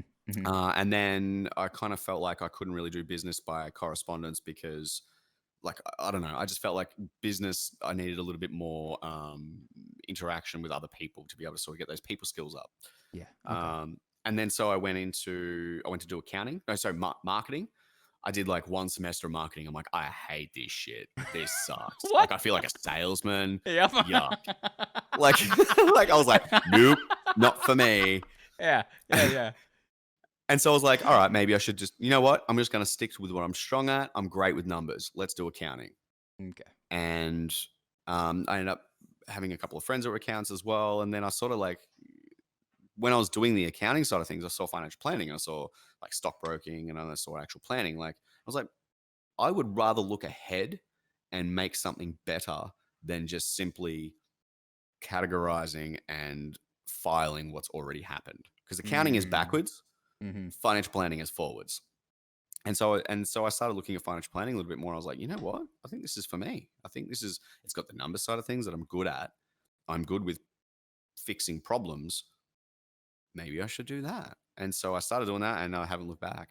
That's so awesome. Yeah. Tell me about the struggle of balancing that all. You mentioned that you were working a full-time job, you were doing classes, you were trying to, you had your pregnant wife, and so there's so many things that are coming into the intersection. How did you stay sane during that point in your life? Lots of coffee. Lots and lots of coffee. Because Yeah. at that stage, like, yeah, like you're right. My wife was pregnant. And then I didn't finish my thing until we had already had our second child. Wow. Because Okay. Jaslyn came, and then 2 years later Lyric came, and then so I Mhm. finished just as we sort of had our second child. So I was still working, young family, and studying. Um, and it was tough, man. Mm. There was a lot of times where I'd finish at 4:30 in the morning at work, come home, get home at 5 a.m. and study until 7 and then drop kids off at daycare and my wife off at work or whatever and come home and maybe study for an extra hour or two and then go and sleep until 2 o'clock, go pick the kids up from daycare, wife up from daycare, and then go to work again and then do another 12-hour shift. Like it was, so there's some weeks I was like a zombie for some months, you know, it was tough. And then the worst part was when I actually finished that, I couldn't get a job. Oh my goodness, that's too real. That's too real, Chris. Right? Oh man. What was it? What do you mean by that? Like, I think as a fellow, get your degree and then you realize, well, what next? Kind of person. How did that? I guess you used the term I couldn't get a job. What do you mean by that? So I finished my degree and it took me 13 months to find a job with it because nobody would hire me because I worked in a factory for too long. So they're all like, Wow. you're a factory worker trying to get into financial planning. Yeah. Don't think so. It's not going to work, man. And I was like, but like, why? Yeah. You know, and nobody could, they'll just be like, oh, inexperience. And I'm like, yeah, well, you know, and it took one employer to actually look at me and go, so you studied full time whilst having a family and working 70-hour weeks. And I was Yeah. like, yes. And they're like, when do you want to start? Exactly. They're like that level of motivation, that level of timeliness, like working out your time and everything. And then as well as how quick of a learner are you? I was like, very. And they're like, when do you, we'll put you on a trial basis for 6 weeks. Yeah. And so I worked nights at the factory until 3 a.m. Come home, go to sleep, get up at 7, go to the office at 9, work 9 till 2, and then go to the factory from 3 till 3, and then do the same thing. And I did that for 6 weeks. I think a lot of people that are watching this live or in the future might have some issues with motivation, Chris. All right, they might have issues, and that's it's a case by case thing. It's something that everyone struggles with. For you specifically, in terms of your story, Chris, what is it that got you out and moving and going to work and studying your ass off and doing this hellish routine day in and day out for 2 strong years, maybe even longer? Yeah, longer. So I was actually at the factory for 6 years. What turned out to be what was supposed to be a 1-year gap year turned into 6 years. So that was one motivation thing. Like I want out of this place. Like it's hell. I'm doing massive hours. Yeah, the money's good, and the people that I work with are good, but like just the management and politics of it all just sucked. And the fact that I don't get to see my family for basically 2 weeks of the month because I do 2 weeks of days and 2 weeks of nights. So I'd work all day or work all night, come home, study, sleep. And then when they were getting home from work, I was going to work. So I wouldn't see my family for 2 weeks and I'm studying, like everything like that. So that was one motivation factor. Like I want out. I want to finish my degree. I want to move into an office job. And I want my kids to look at me and say, like, as a parent, you have this thing where you go, when it's kids day at school and they say, what does your parent do for work? Like I want kids to be able to go up there and be like, oh, my dad works in financial planning. Like I don't want my kids to go, oh, he works in a box factory. You know what I mean? And I'm not saying that it's a bad thing or anyone that works in factory or anything like that. Like I just there's 2 things. I wanted my kids to be proud of what I did. Yeah. I wanted to be, I have a problem with not wanting to fail. Like if I'm doing something, I want to do it well. And it's okay if it's like small failures, but the overall arching goal, like I can't fail that goal. That goal has to be accomplished eventually. So I had to just get it done. I just wanted it finished. And yeah, I just wanted something a little easier. Like I knew there was light at the end of the tunnel, you know? Like if you were doing that all day, every day for years, you're in trouble. But if you're going to eventually go, you know what, this is the end result. The end result is I'm not going to be working in a factory. I don't see my family. Yeah. I'm going to be in a 9-to-5 air-conditioned office, wearing a nice shirt and pants, and, go home and see my family every night and get to have dinner with them. Versus, working in a 55-degree, whatever that is in Fahrenheit, that's Celsius, 55-degree factory, never seeing anybody and not feeling like a zombie, Yeah, definitely.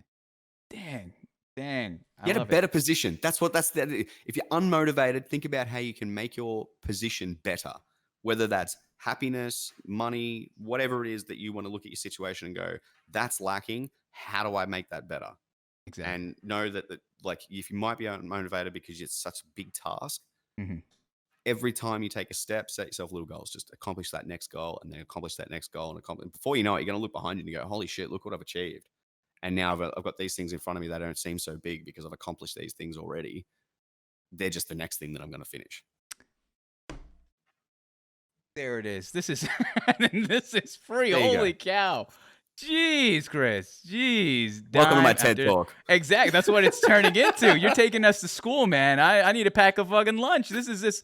It's so good. That's so good. That's exactly it. Because I think, especially if I bring it into streaming and to Twitch, we all strive to make this a bigger part of our lives. We all want something, and hearing the stuff that you've gone through, hearing at its core, you're doing this for your future, for your family, for, whether it be because you want your kids to be proud of what you do, or whether it's even just having, time with them. That's so awesome. And I think that's really good things that we needed to hear.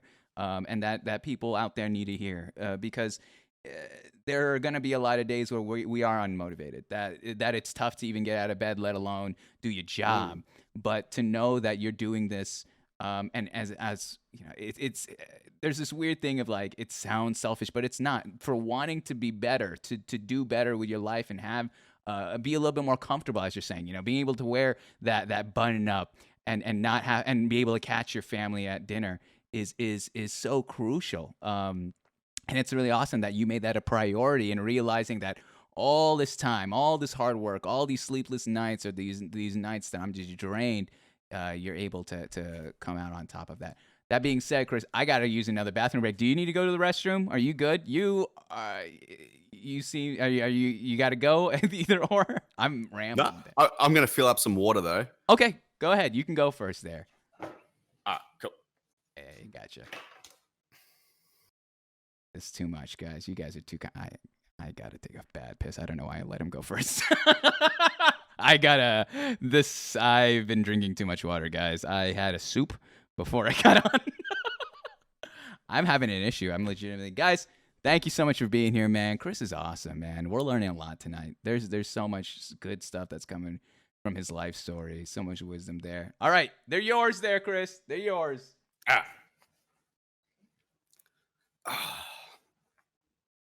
What you got for me, guys?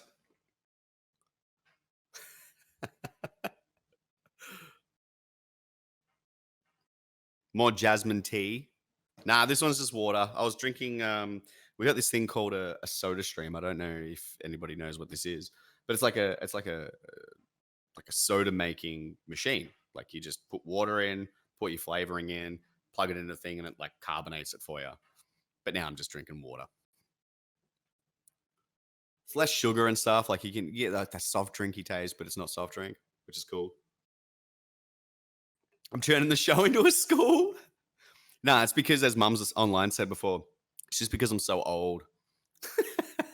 I'm long in the tooth.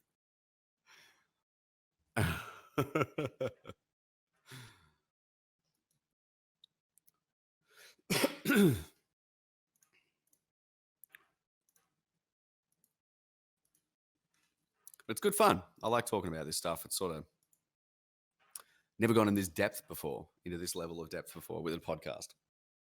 Mums is much older. Didn't you just say he was 28? He's 28. He's still in his 20s. You can't call yourself old if you're 20s. I'm about to hit my mid-30s.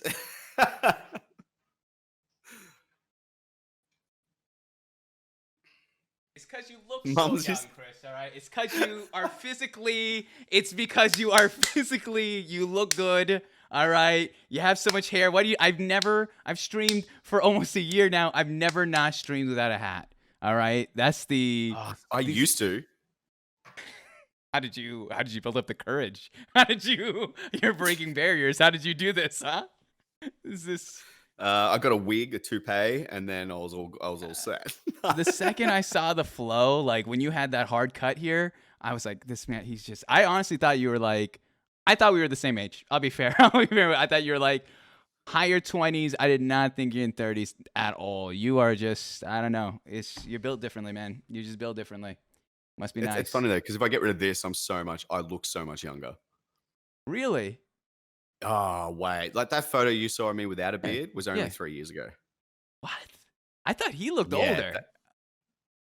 Do you think he looked older? I thought he looked old. Like something about the beard adds like, and maybe it's Twitch, maybe it's like it has an edginess. There's an edginess to the beard that's just like that puts on or that takes off a couple years. I don't know. No, I usually get the complete opposite.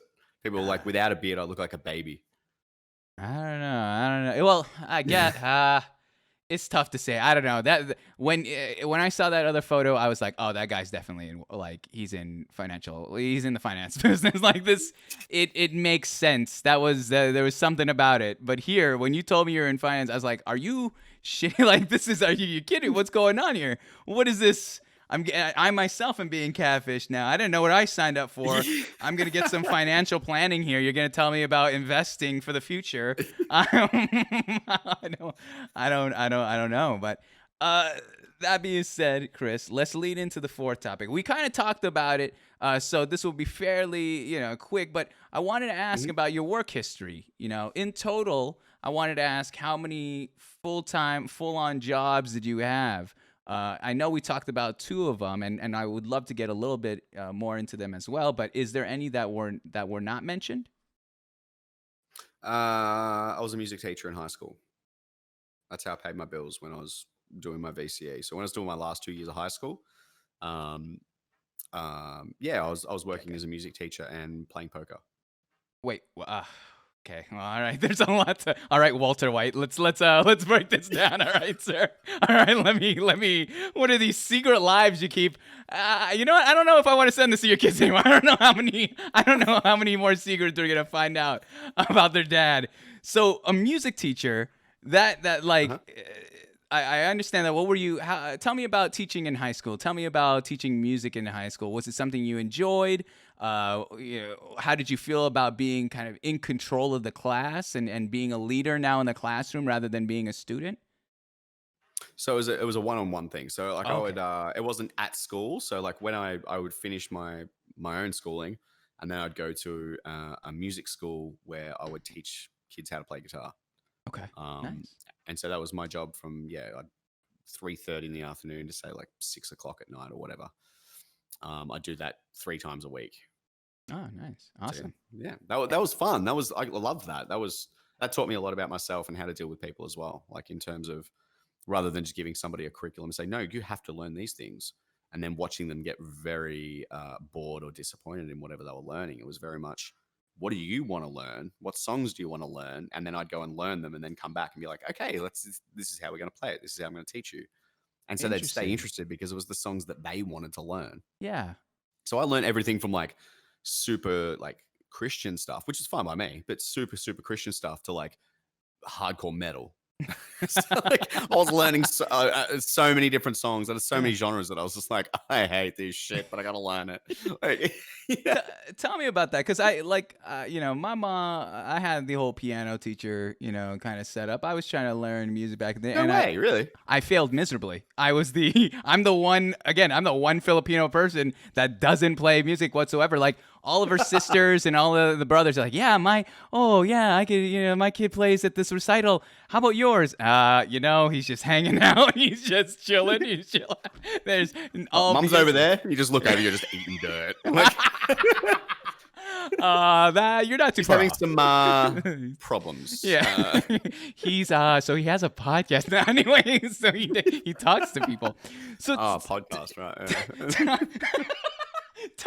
tell me how that works, because how even in grade school, whether it be from my music teacher then or even piano teacher outside of school, I was always taught that you need to know this stuff before you could get there. You need to know the chords. You need to know all the ways in which you should hold your fingers. I remember that being a whole hour lesson, was how to hold my fingers on the keyboard or on the keys.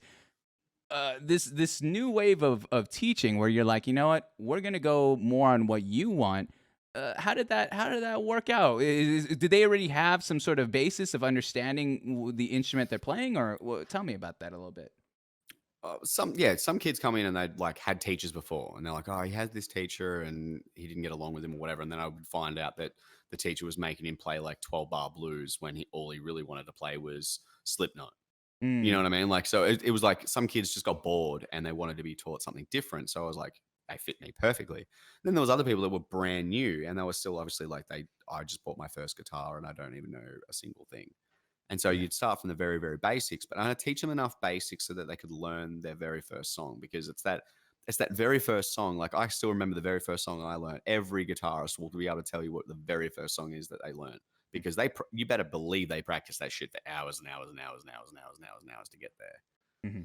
And so I want to be able to get someone just enough stuff so that they can play the song they want to learn.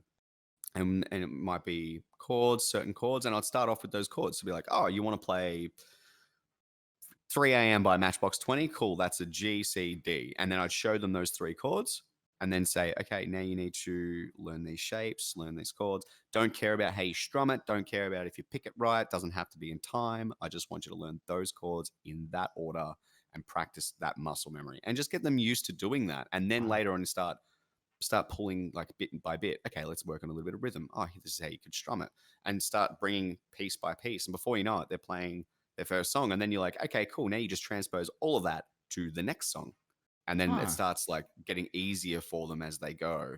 Yeah. And before they know it, they're playing all these different songs because they know how to play those chords from the very first song they ever learned. That's so cool. What was your first song? "Achy Breaky Heart" by Billy Ray Cyrus. All right, and there it is, guys. We found his age right there, then and there. We found he just showed that's the equivalent of musically showing us your hairline there, my man. All right, you shared so much here. Yeah. That's awesome. That's cool though. I like that. I like the way in which you were teaching. That's so foreign to me. That's something I was never taught. It's like you learn our way, and if you get it, great. If you don't, well, that's on you. So and Yeah, then and you failed. But then you really, I fail. say that is the music teachers failed. Oh yeah, I'm a big believer. There's no bad teachers. There's Yeah. bad. I mean, but no bad students. Bad teachers. It's you have to be Mm. able to empathize in the way the styles in which people learn. It's ranging. It's not just one strict way. Um, Yep. let's get into the poker life, Mr. Chris. Tell me about this side poker business that you were into. I used to just play poker all the time. Like, it was Hmm. a thing that I'd go to pubs and play, and it was that thing was like that was back when it first started. It was still free. Like, it was just you just played for bragging rights. Mm. But there was a lot of people that I played with that would go and play cash games afterwards. So they'd go to somebody's Oh. house, and everyone would bring money with them, and they'd Hmm. play games. And so I used to play one every Tuesday and Thursday at my house. Okay. And so people, you would come and play cash games or ring games or whatever you want to call them, or tournaments. Like, we'd set up like a multi-table tournament or whatever and have a prize pool and Yeah. do all that. And like sometimes it got crazy, like a lot of money on the table. Mm. And most of the time, like, I'd make enough to pay my rent for the week every week. So it was like I was just basically, as long as I had enough to pay my rent, then my music job would pay my everything else, like my food and whatever I needed. Um, and I didn't need a lot. I was in high school. Like, I didn't have a car. I didn't, Yeah. anything like that. So it was very like, it was just, as long as I cover those two basic needs, I'm set.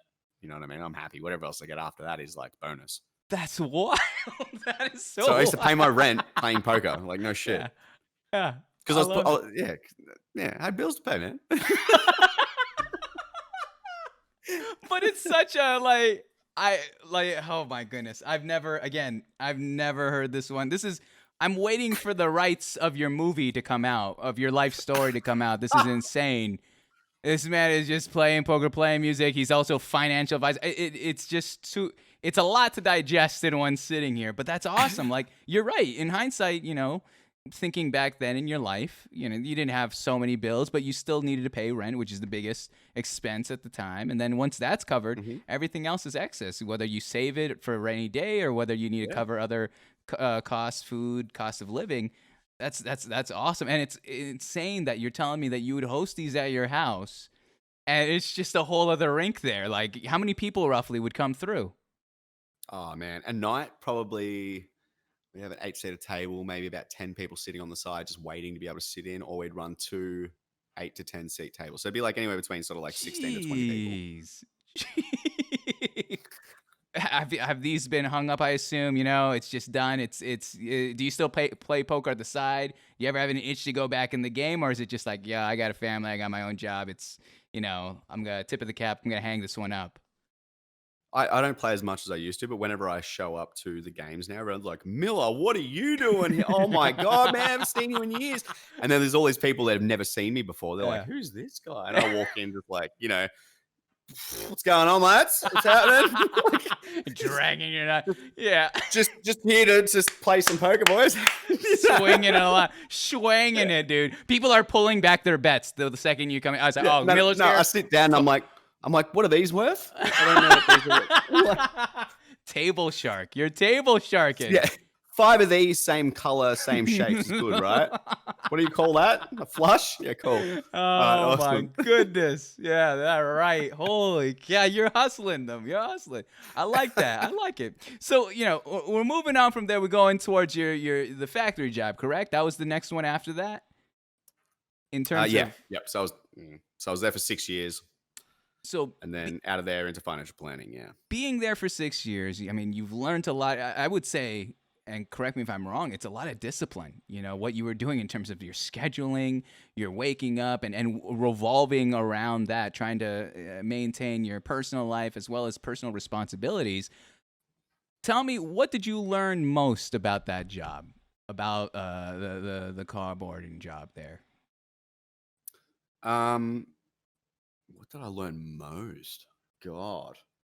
You know what? I probably learned that happiness is more important than money. Oh, wow. How so? That sounds really out there, but it Yeah. is. Like I was earning good money. When I was working there, I was earning like I was doing 70-hour weeks.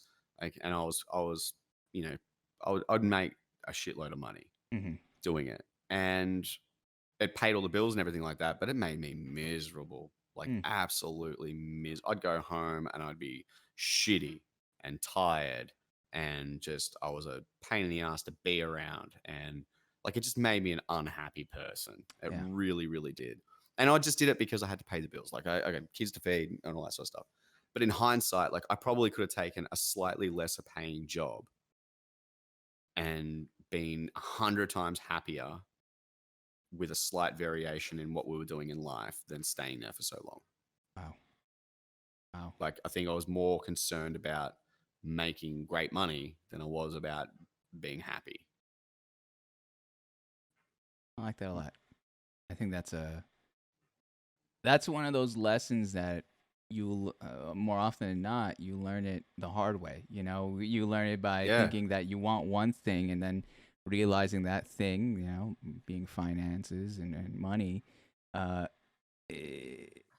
it's taken its toll, and you're missing out on other parts of your life that are so valuable, you know? Yeah, like time spent with your family. That's something that can't be replenished. That they're growing up, time's moving forward. I love that. I think that's a real cool perspective of life that many, especially knowing that Twitch is such a younger place, a younger audience, that they're able to digest and maybe hopefully take that with them. But moving on from there. All right. So, you know, you mentioned a little bit, I'll give a too long didn't read version. You mentioned that you got your first gig in financial planning. Well, what's the exact title? Oh, I worked as a paraplanner. So I did all I do it now, but I do it all the compliance and technical and help the advisors. And then I was a planner. Yeah. Planner. All right. So, and you said that it was because the person that you were applying, the company that you were applying to, believed in you. Mm-hmm.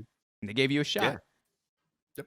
Tell me what those first 6 weeks, you said you were on kind of a trial by basis. You said they'll give you 6 weeks. Yeah. Tell me what those 6 weeks were for you at that moment. Finally, someone gave you a shot.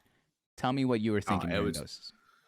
It was super cool. And it was like, I was like, finally, I get to, you know, and then I walked in there thinking that I was like, oh, you know, I've just done my degree. I know what I'm doing. This is awesome, blah, blah, blah. And I walked in.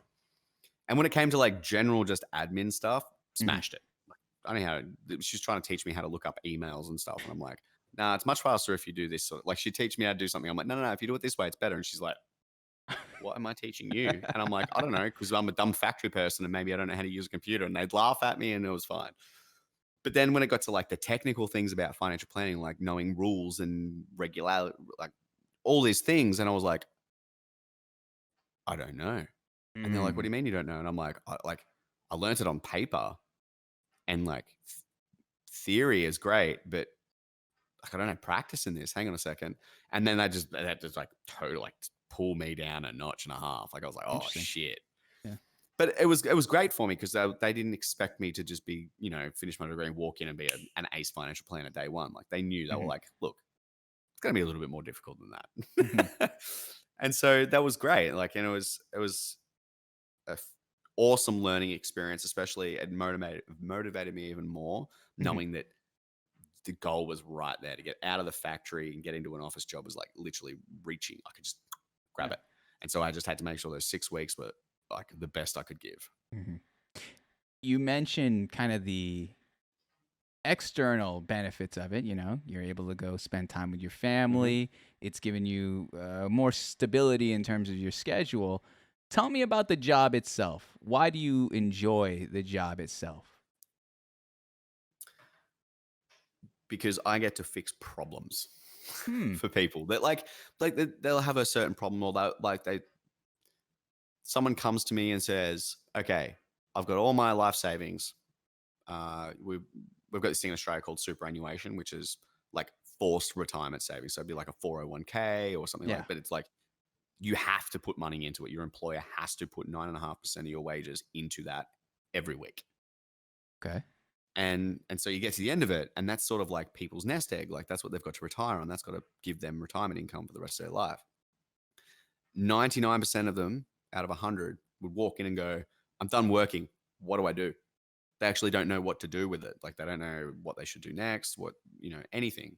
They don't know what their life's going to look like. And so I think I love being able to say to somebody, and a lot of the time they come in very distrusting. Like you don't want to walk in with somebody with your entire life savings and just go, yep, here you go. All right, cool. Make it work for me. 99% of them are like, how are you going to do this? What's going to happen? How much is it going to cost me? Like they get very like concerned, as you would. But I like to be able to just go, okay, let's simplify this. Let's make it really easy for you. Let's fix the problems for you. Make sure that you can go on your holidays whenever you like, and you know that you're not going to run out of money, and help them out, put their mind at ease, and just make them feel comfortable with that stage of their life. I just like fixing problems for people and making it easier for them. Jeez. Oh my goodness. I like that.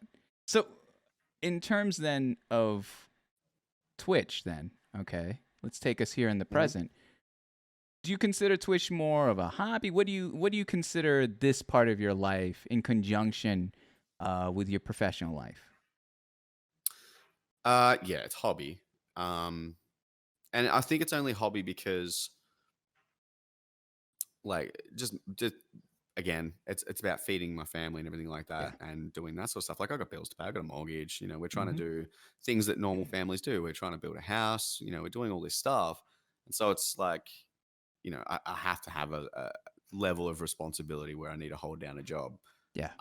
Unless Twitch, like, you know what I mean? Like Twitch I've done the numbers, trust me, done the numbers. Yeah. And I'm looking at it and I'm like, that's a big mountain to climb. Like I'd need to put in some fucking work. You know what I mean? 100%. 100%. I agree with you. And it would have to be consistent. And that's the hardest part about Twitch is the consistency of income is not there.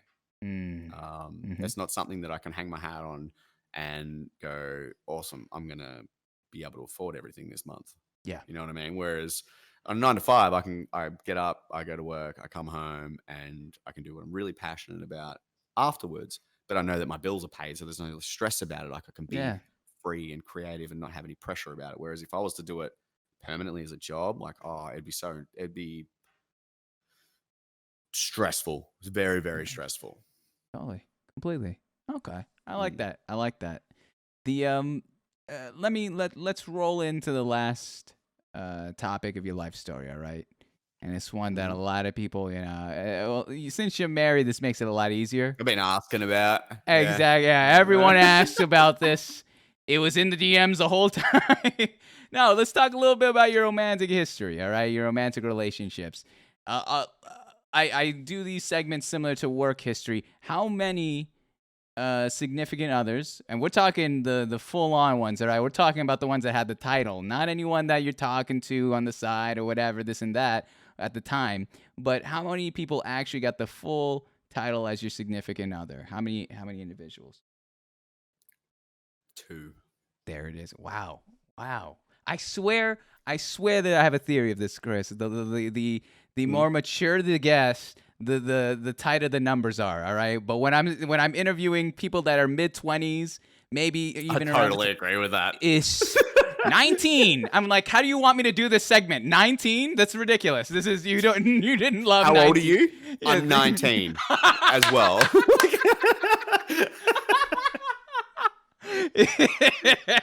It's brutal. I'm just like, all right, well, 19. I don't even think I've spoken to 19 girls, let alone had 19 significant others. It's insane nowadays. You'd be shocked, Chris. Oh, man.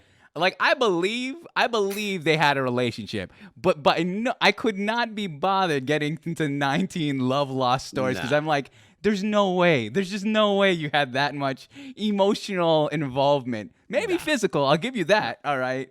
Yeah, but it's wild. So you said 2, and I think I could figure out the 2 from per the stories you gave earlier. Yeah.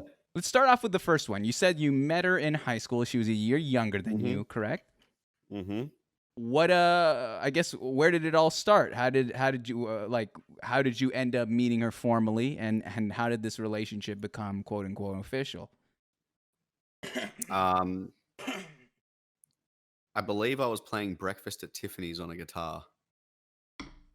I literally think that was the first time ever. I was playing Breakfast at Tiffany's, and there was like all these girls there, and I was like, that was my first ever moment of like, oh my God, this is what it feels to be like that guy with a guitar. Am I John Mayer? Like, fuck. Like, I get it now. I get it.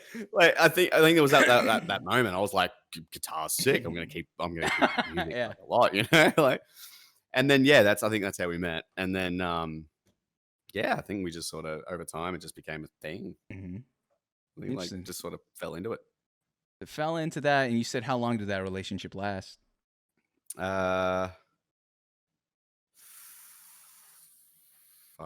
years. 5 years. 4 years. Okay. 4 years. For the duration of high school, for your high school career, your time there, it sounds like. It was like year 11, year 12. That's right. A couple of years after.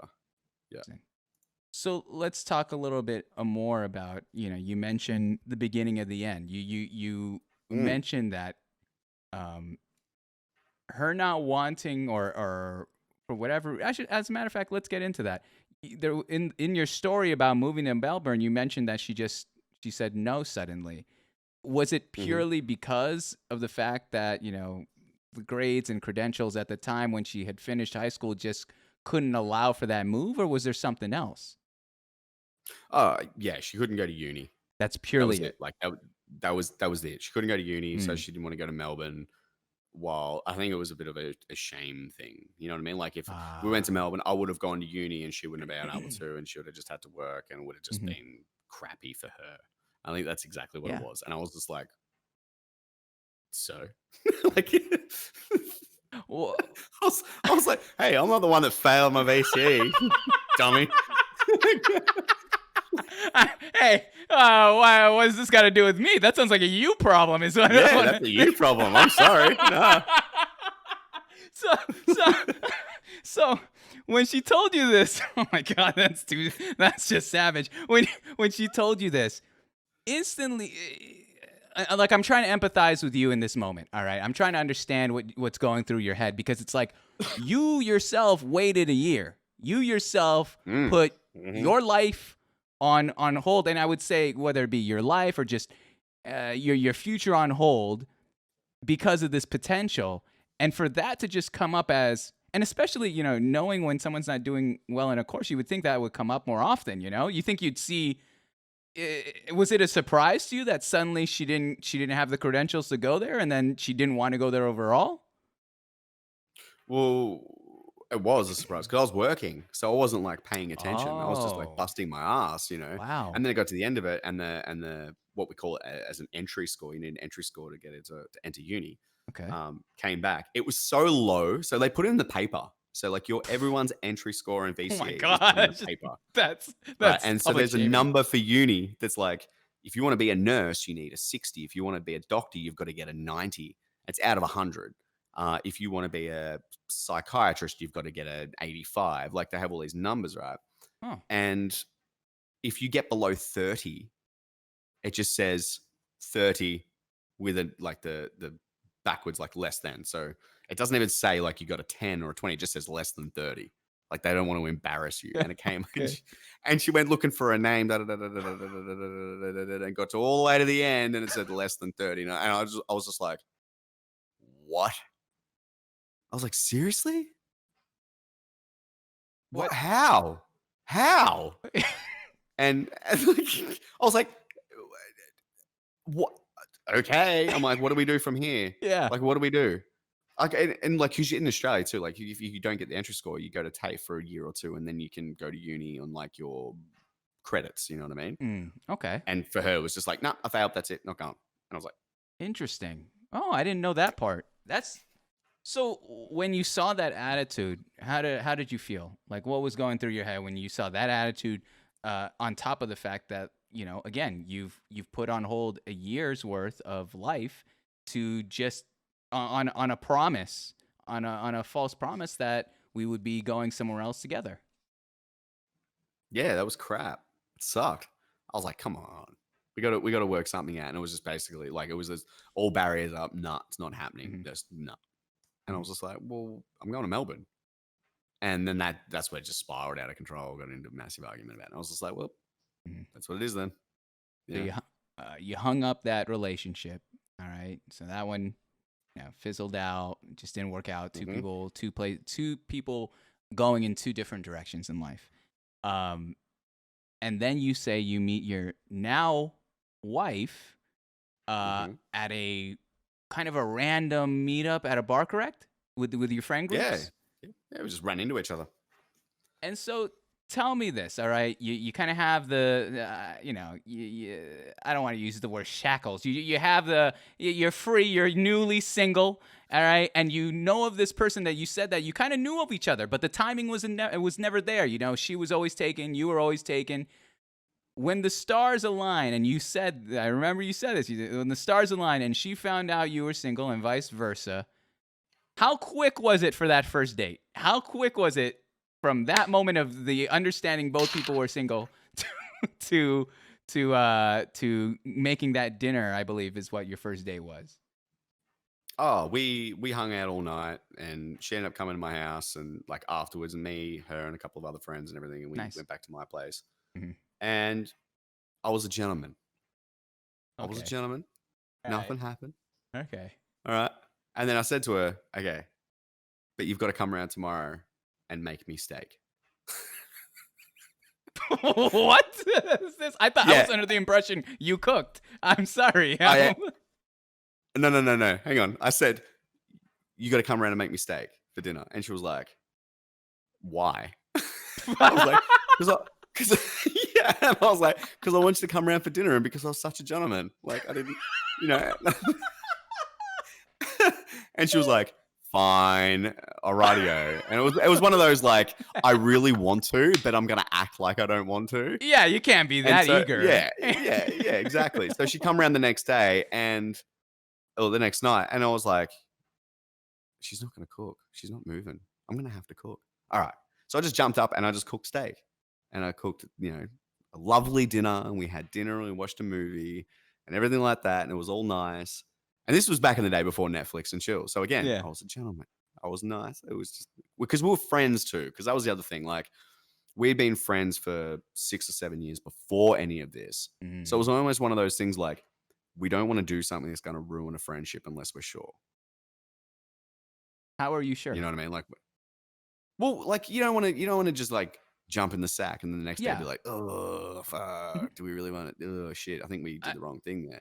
Like I think it was more about like we sort of just hang out with each other Yeah. and Okay. like you know what I mean? Like get to know each other a little bit more than friends. You know? That's what I was trying to get into is like, how did Yeah. you size up the situation? Because that sounds like such a quick turnover between meeting and reconnecting and finding that you're both in a place in your lives that you can, you're emotionally available and you're also available per relationship, but also trying to feel out whether there's still something there. Just because both people are single doesn't mean that both people are still interested. I don't know how much time has been. So that's really cool. That's awesome. I was dying when you're telling me she's not moving. I guess I have to cook. That was your indication. That was pretty much. I was like, I'm fucking hungry. Like I had food. And then I was like, and at the same time, this makes me look even better because I'm cooking her. Yeah, Cooking for her. So I was like, win-win. Oh my goodness. How? When did you know? When did you know that you were interested and you wanted not to just be friends? That you wanted to make her not? I'm not even getting to your wife just yet. I'm talking about being your girlfriend, going steady. I think that went on for like 3 or 4 weeks, where we were just hanging out. That was it. We were just hanging out.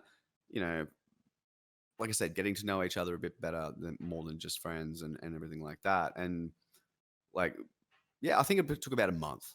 Oh. It was about a month when we both were like, yeah, we want this. This is gonna work.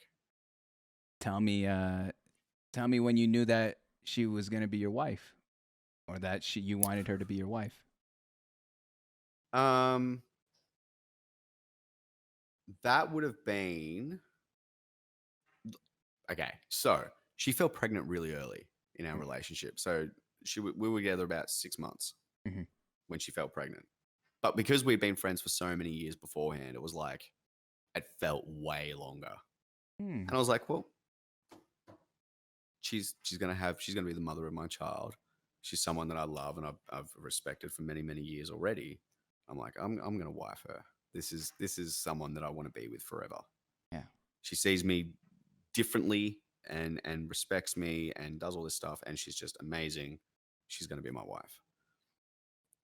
I hope she's going to be my wife. She's probably the better way I should put it. It wasn't like she's going. It wasn't like caveman, like come with me. It was very. It was like, please God, let her be my wife when I ask, and I just don't look like an absolute fool. She didn't make the steak. She owes me one, and this is I'm paying it forward. Yeah. All right.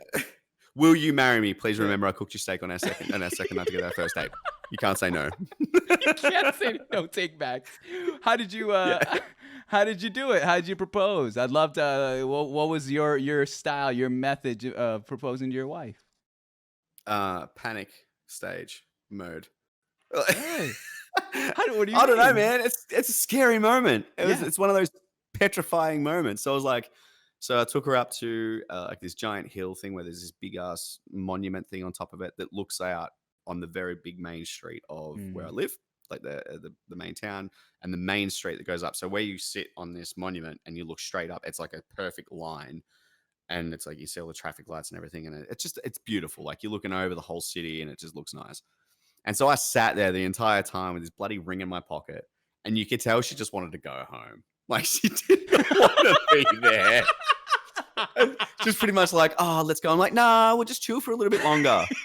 Nah, we'll just chill. Nah, it's fine. And then like, I remember one bit, I went to do it.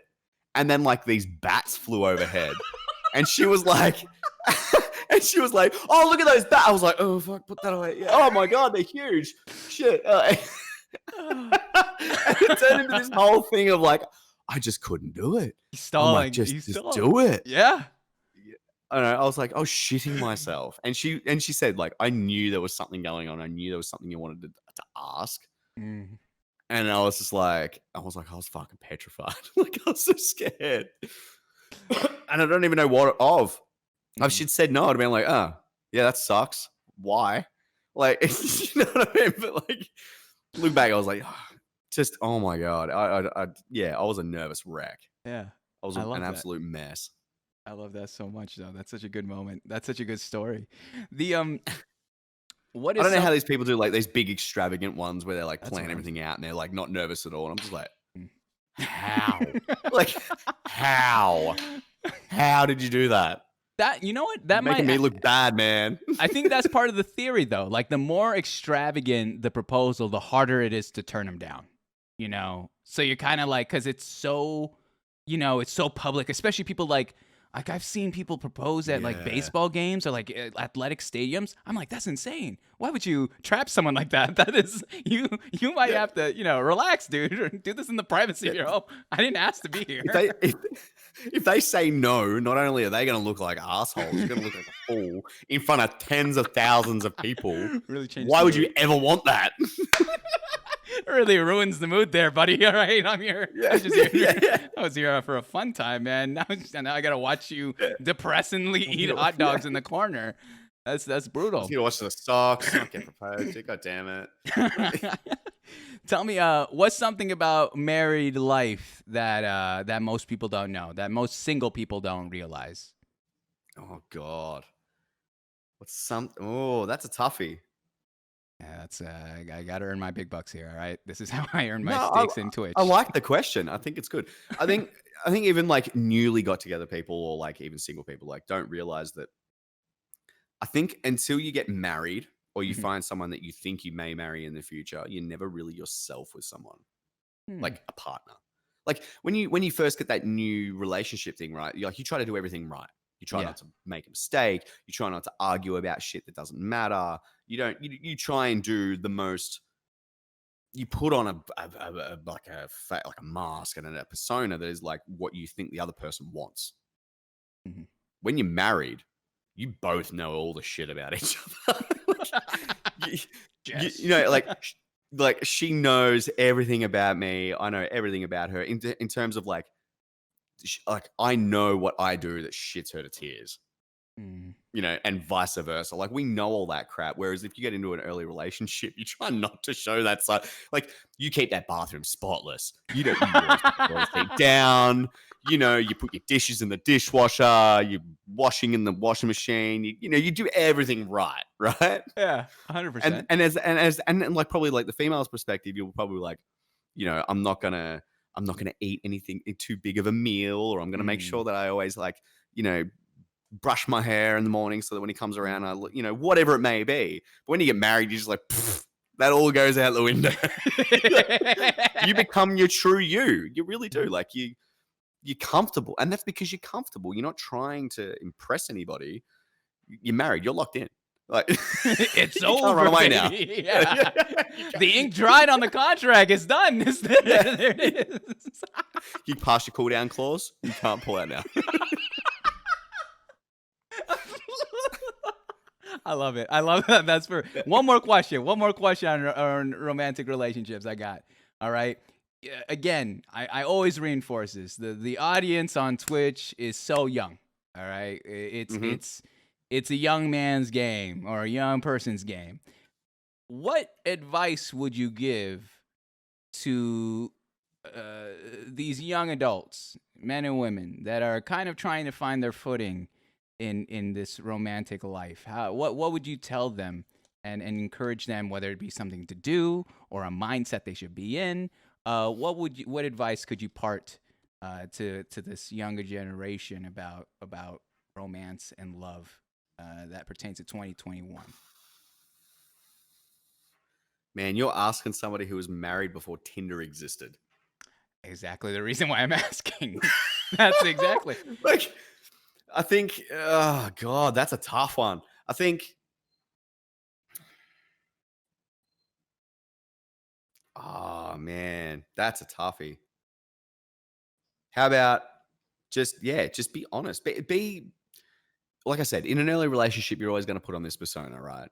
Mhm. Just don't overdo it. Just don't make it so bullshit that when later on down the track, they're like, that's not the person I signed up for.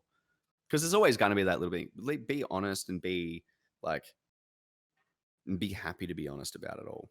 Yeah. Like I don't know. I think it's like honesty for me is something that is worth more than just about anything else. If you can be honest to this other person, I love this. Mama Miller, my wife, just come to the channel. This is why he married me. Hey, baby.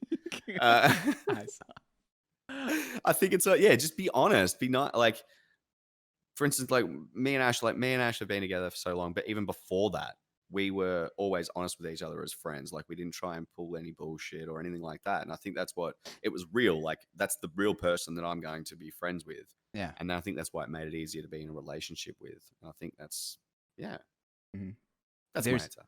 There's a clip. And the reason I'm going to bring this to, I'll Oh, somehow here we connect go. it to. There's a clip. No, honestly, this is the one that made me like, I loved your family once I saw it. Like it was Christmas. It was the Christmas clip.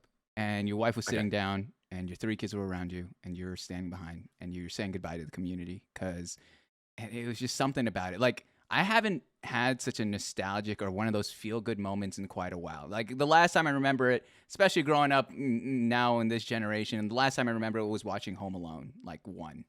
And when I saw this clip, it was the perfect, like, it's a snapshot. This is how I saw all of it, where it's like your kids are like talking about possibly seeing the lights. You're kind of encouraging. Your wife's like, all right, guys, good night, Merry Christmas, nice to see you. And there's something about it that was just so, like, it dawned on me realizing that. I was like, how you're living and how you and your wife are raising your family, it's beautiful. This is great. It's solid stuff. I didn't need to have this interview to know and I'm, by all means, I love this. This has been one of my favorites in terms of knowledge and just entertainment, but like seeing you guys work together and again raising your family and all the tribulations and stuff that you've had to gone through to earn, it's not a given, earn where you are in life is just a testament to so many things about you, about your wife, about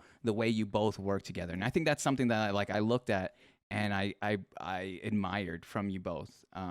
The way you, and then hearing the way you talk of her, the way you guys are able to communicate. And yeah, you guys give each other some trouble. I mean, again, I showed one of the clips of her giving you, she outstaged you. And then now hearing about this steak story, I'm starting to think, I'm going to have to find my own steak story here. I need to figure out, who I could pretend to cook and then eventually be the one that's cooking. But I love that, Chris, man. You've killed it tonight. You've killed it in terms of sharing your story. And I'm so honored and blessed to have you. That being said, I do have, let me see here. I've literally a couple questions, all right, that we've collected, all right, over the course of this evening. And I'll read you two and we'll roll off because I know you're a busy man. I know you got your family and all that jazz. And I'm recognizing how much time I've had with you here. It's a vortex. I just got lost in this conversation. Oh yeah, you do, yeah. The first one being, it says, listening to your story, Chris, made me really appreciate my dad. Even though I already love him, I think it's the most beautiful kind of relationship to grow up with, which I love. I think that's really important that this was some of the stuff that we were able to hear from your story. Mm-hmm.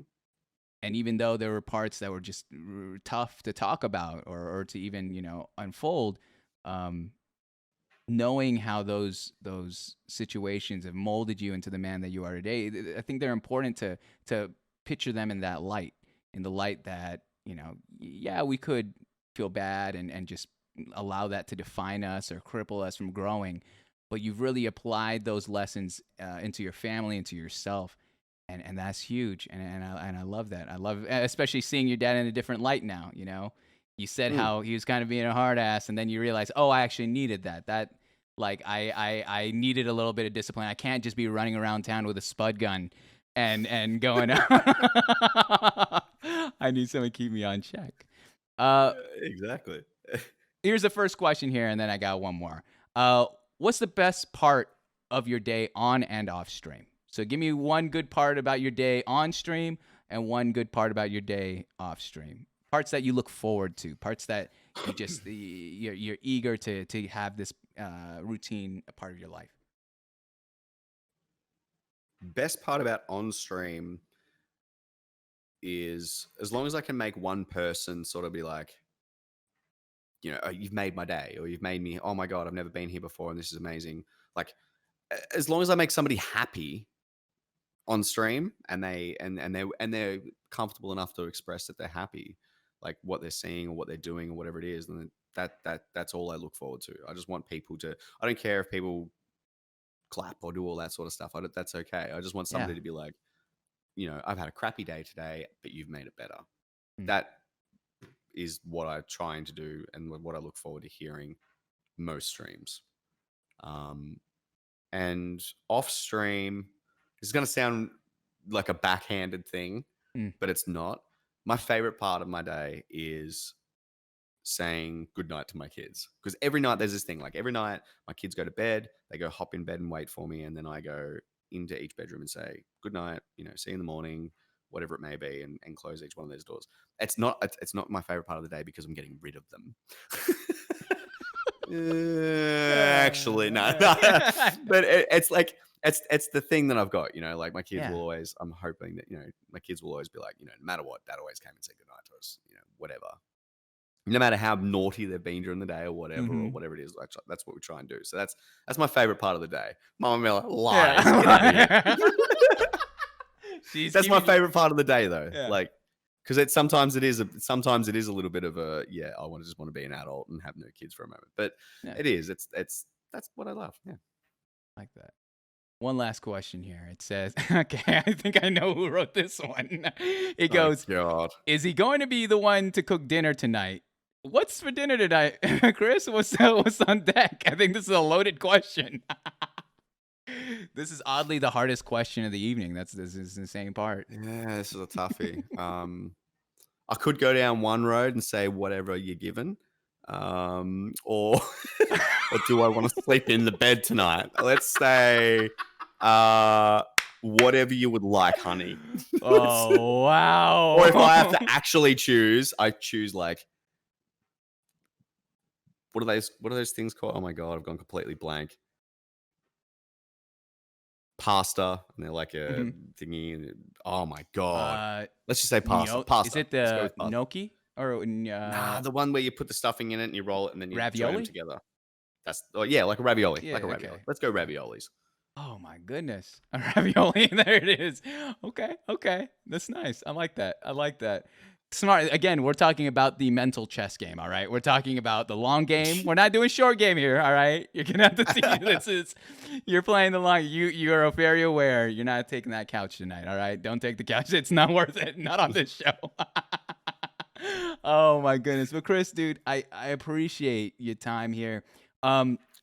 I have one last segment, and this one's the easiest one of the bunch. Afterwards, I'll say my piece. I'll give you the final words, and we'll go our separate ways. Now, this show, Chris, it came from a show from the '90s called Inside the Actors Studio. It was hosted by James Lipton, passed away a couple years, and he would bring actors, actresses, and entertainers into his classroom. And literally, it's an auditorium. And he would sit down with these people, the Brad Pitts, Dave Chappelle's, Angelina Jolie's, and he would talk to them about their personal lives and then parlay that into their discographies, their careers. And as an homage, I've taken that platform, that format, and I've applied it here on Twitch. And like I've said, you're number 61. And for all 61 shows... Couldn't hold out 8 more. We can have you on back, all right? We'll find another show. We'll find another one. But for all 61, I've ended the same way, similar to him. He's done his show for 23 years before retiring, and he's ended them the exact same way. As an homage, I do the same. I'll ask you 10 questions. Now, there's only 2 rules of this. One is a rule for myself. I'm not going to speak during this time. It's going to be completely silent. You're going to have the full floor. So I'll wait for a moment of silence and we'll move on from there. The second thing, aside from the fact that you do have to answer all these questions, try to keep it within one thought. So not one word, not one paragraph, just one thought. That's it. Yep. All right? You ready, Chris? Far away. All right.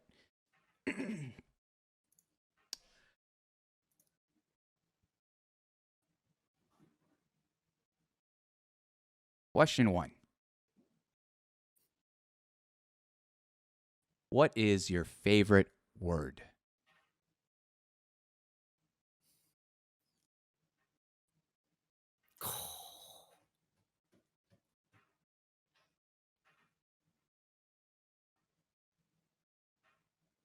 Favorite word? Wow.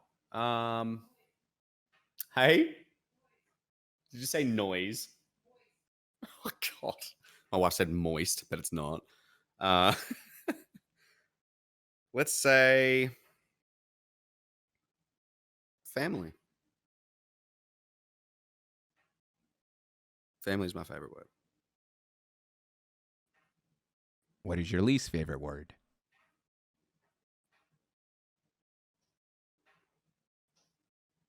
No. Hate being told I can't do something. Like, because someone says I can't do something because I'm not good enough at it or something like that or whatever. No, I don't like the word no. Or can't. Can't. No, that's the one. I don't like the word can't. You can't do that. What turns you on? Oof. Boobs. What turns you off?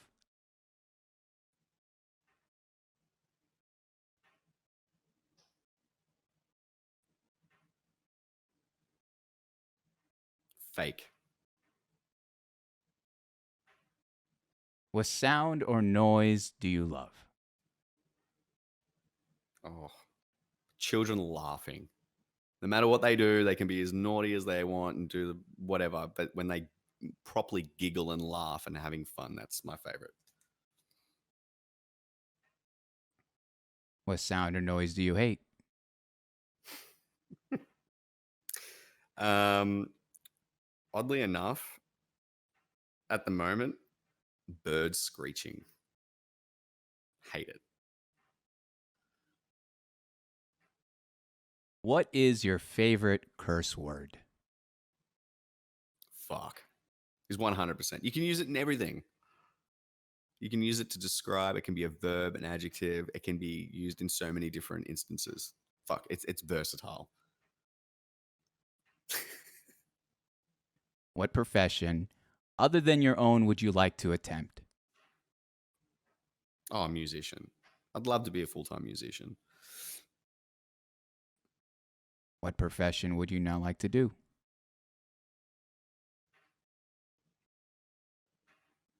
Oh God.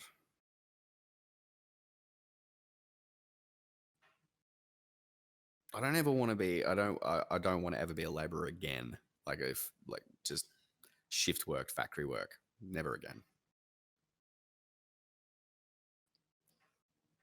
And lastly, Chris, if heaven exists, what would you like to hear God say when you arrive at the pearly gates?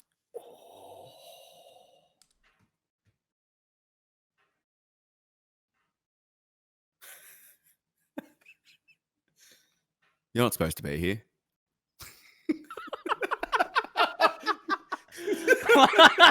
That's just brutal. Wait, there must be a mix-up here. Let me get through. Ridiculous. Ladies and gentlemen, CMillerMusic, dude. Holy cow, Chris, dude. Thank you so much. You're killing it. Thanks You for having absolutely me, man. Thank you so much. I appreciate it, man. No, I appreciate your time. And just as we literally wrap up this interview, we got Aya Yoshi with the 19-person rate. Aya, thank you so much. I appreciate it. I'm so sorry. But let me ask you this, Chris. There's a couple things before we do our little exchange here of words before we part ways. There is something I need from you. All right. Much like in anything in life, nothing's free. And so the first thing I need from you is, do you have the stream open? I do. Can you pick a username, any username that isn't myself, a mod, or a VIP? Okay, well, they're a mod. I can't do that. Let's go with Kingopolis. Kingopolis, are you here, King? Wow, quick Kingopolis, perfect. So you've won VIP for the channel. Again, we only have 5 now. Chris, there's a new part of this segment. I'm gonna put you on the spot here a little bit because of the 5, I'm gonna need you to choose one of them to be taken out. to be. Oh, It is what it is. I'm gonna put it in the chat right here, so you'll see it in the chat. I'll spam it a little bit. You can't choose a view above. He's the only one that you can't choose. He won the rock paper scissors tournament I had a couple weeks back, and he's the champ forever. I need to take his name out of there, but any of those 5, any of them, don't worry, they won't know. Oh well, there's a couple. Yikes, this is awkward. Dr. P. Sorry, bro. Dr. P. He just got it. You're out of here, Dr. P. Oh Perfect. no, bro! If I'd known that, Yeah, it well. is what it is. It's what it is. Yeah. You win some, you lose some, man. You'll get it some other time. You could earn channel points to get it. It's fine. Yeah. The last thing here, all right, you've gone through the ringer with me. We've talked here for roughly 2.5 hours, all right, man. It went by so quickly. And I just want to ask you, I'm always looking for new streamers, not just to interview, but just to, to watch. But let's put it in this light. Who is someone you would like to see go through this exact same experience, sharing their time on Twitch, sharing their time on their personal life, as well as having to answer questions from those that are watching here live?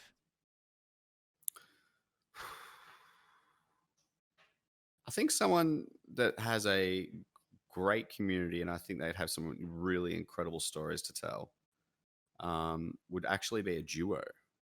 Would that work? I think I know who you're alluding to, and I'm trying to figure out how it will work. But I if I'm gonna guess, is it CA and LA? Yeah, it would be. This over here. I'll put them down. I'll take that. CA and LA. I will figure out. I think they're just. I think they're great. Yeah, they're really cool. They actually started streaming around about the same time as I did, and they've been nothing but supportive of me. And I think they just have some really cool stories to tell. All right, perfect. I've been trying to figure out a way to run a duo, them specifically on this show. If I have to do it one by one, I'll do it. But I think they're fantastic. I was watching them last night. They're great streamers in their own right. Awesome. Yeah. Well, Chris, I'm gonna take this final moment here. All right. Usually, I kind of tell the guest what just occurred this evening. I just trying to digest what was shared here. And from your story, I came here thinking, all right, we're going to talk to a musician streamer. And from there, I'm just going to take it as is. And your story of whether we're talking about growing up and kind of taking over that role of head of all your siblings and making sure everyone's on track, your relationship with your parents and the difficulties that came with that, to having to hustle and grind your way through college, a full-time job, a pregnant wife, to becoming a father. And then we haven't even touched your stuff about the journey on Twitch that you've had, that part where you're talking about that year of just learning and then trying to figure out, why is this not working for me, which I think resonates with a lot of streamers, especially those that started around this time during the beginning of pandemic. And they're trying to figure out, wait, I'm growing, but why am I not to that where I want to be? You've dropped so much wisdom tonight, and it's been a complete honor and blessing being able to sit across from you and receive that and document that and be able to share that, not just with those that are watching tonight, but those that are listening in the future. This has been one of those episodes where it's like I'm very humbled to have you here, because more often than not, again, it's a younger platform or it's they're those of the culture. So it's like, it's like we're kind of being dank, we're kind of being, offbeat. But to have turning someone up and getting lit. No. You saw what I had to do at the beginning of the show. You think I want? I'm 27. I don't want to do that, man. I used to have a job where I wore a suit and tie, and now I'm over here watching, nonsense on YouTube. But Chris, man, I see now. You see Talking how about pooping products. Hey, that was unscripted. All right, my man. That one is actually gonna go down. I hope no one posts that on LSF. Targeted from your Google searches. It was weird that it was incognito, so it couldn't possibly be from my computer because it's an incognito ad. Therefore, it must have just been whoever paid the most for the ad. Anyways, Chris, man, I appreciate you. I appreciate your energy and just who you are as a person. I would love to have you on the other shows if you'll have me. I know your schedule needs to permit, and so we'll work around that. but I am rooting for you on Twitch. I'm excited to see you grow, not just here in this platform, but outside of it. Hopefully, I don't know if you have any plans to go to PAX and Mel at any time in your Twitch life, but if you're ever there, if I ever find myself there, I would love to meet you. I'd love to buy you a drink or whatever it may be. But it's been an absolute honor and blessing having you this evening. Is there anything you would like to say to all those that are watching here live, maybe in the future on YouTube, on Spotify? You get the final word, Chris. What would you like to say? Oh, yeah. We'll do the mini plug. Let's do the mini plug. Yeah. You can get any of my music on Spotify just under Chris Miller. Mhm. YouTube is CMillerMusic, as well as all my other socials as well. Mhm.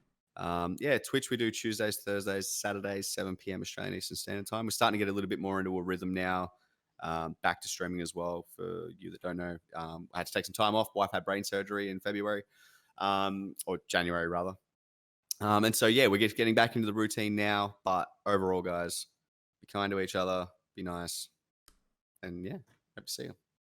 Thank you so much, Chris. You take care, all right? Got to cook up dinner. I want to know what's I better see a tweet tonight seeing what's for dinner. I don't know. All right, we'll see. Done. All And a right. kickflip. Deal. I need to figure out an online poker night too. Apparently, I'd love to play. Oh, hell yeah! We need to figure that. I gotta play you in some chess too, man. You don't want that. You don't listen, man. You don't want. Oh, look. I'll give he's you. He's like, bitch, you don't want this. You don't want any of this hate. I have varsity letters in chess, my man. All right, I was. That's fine. Hey, look, I can only get better by playing people that are better than me, right? I'll send you a link where it's 1 minute games though. Oh, I was gonna give you a day so you can have a day to respond. So you could do it like one move a day. So you have all the time to think, my man. All right. I'm done. Yeah, all right. But no using your kid, all right? Because I know your kid's a little bit better. I know he's got a couple wins on you. You can't use a kid. It has to be you, Chris. It's got to be you. All right. It's all just me. Just me. All right. Thanks so much, man. You take care. Have a good night. Thanks, man.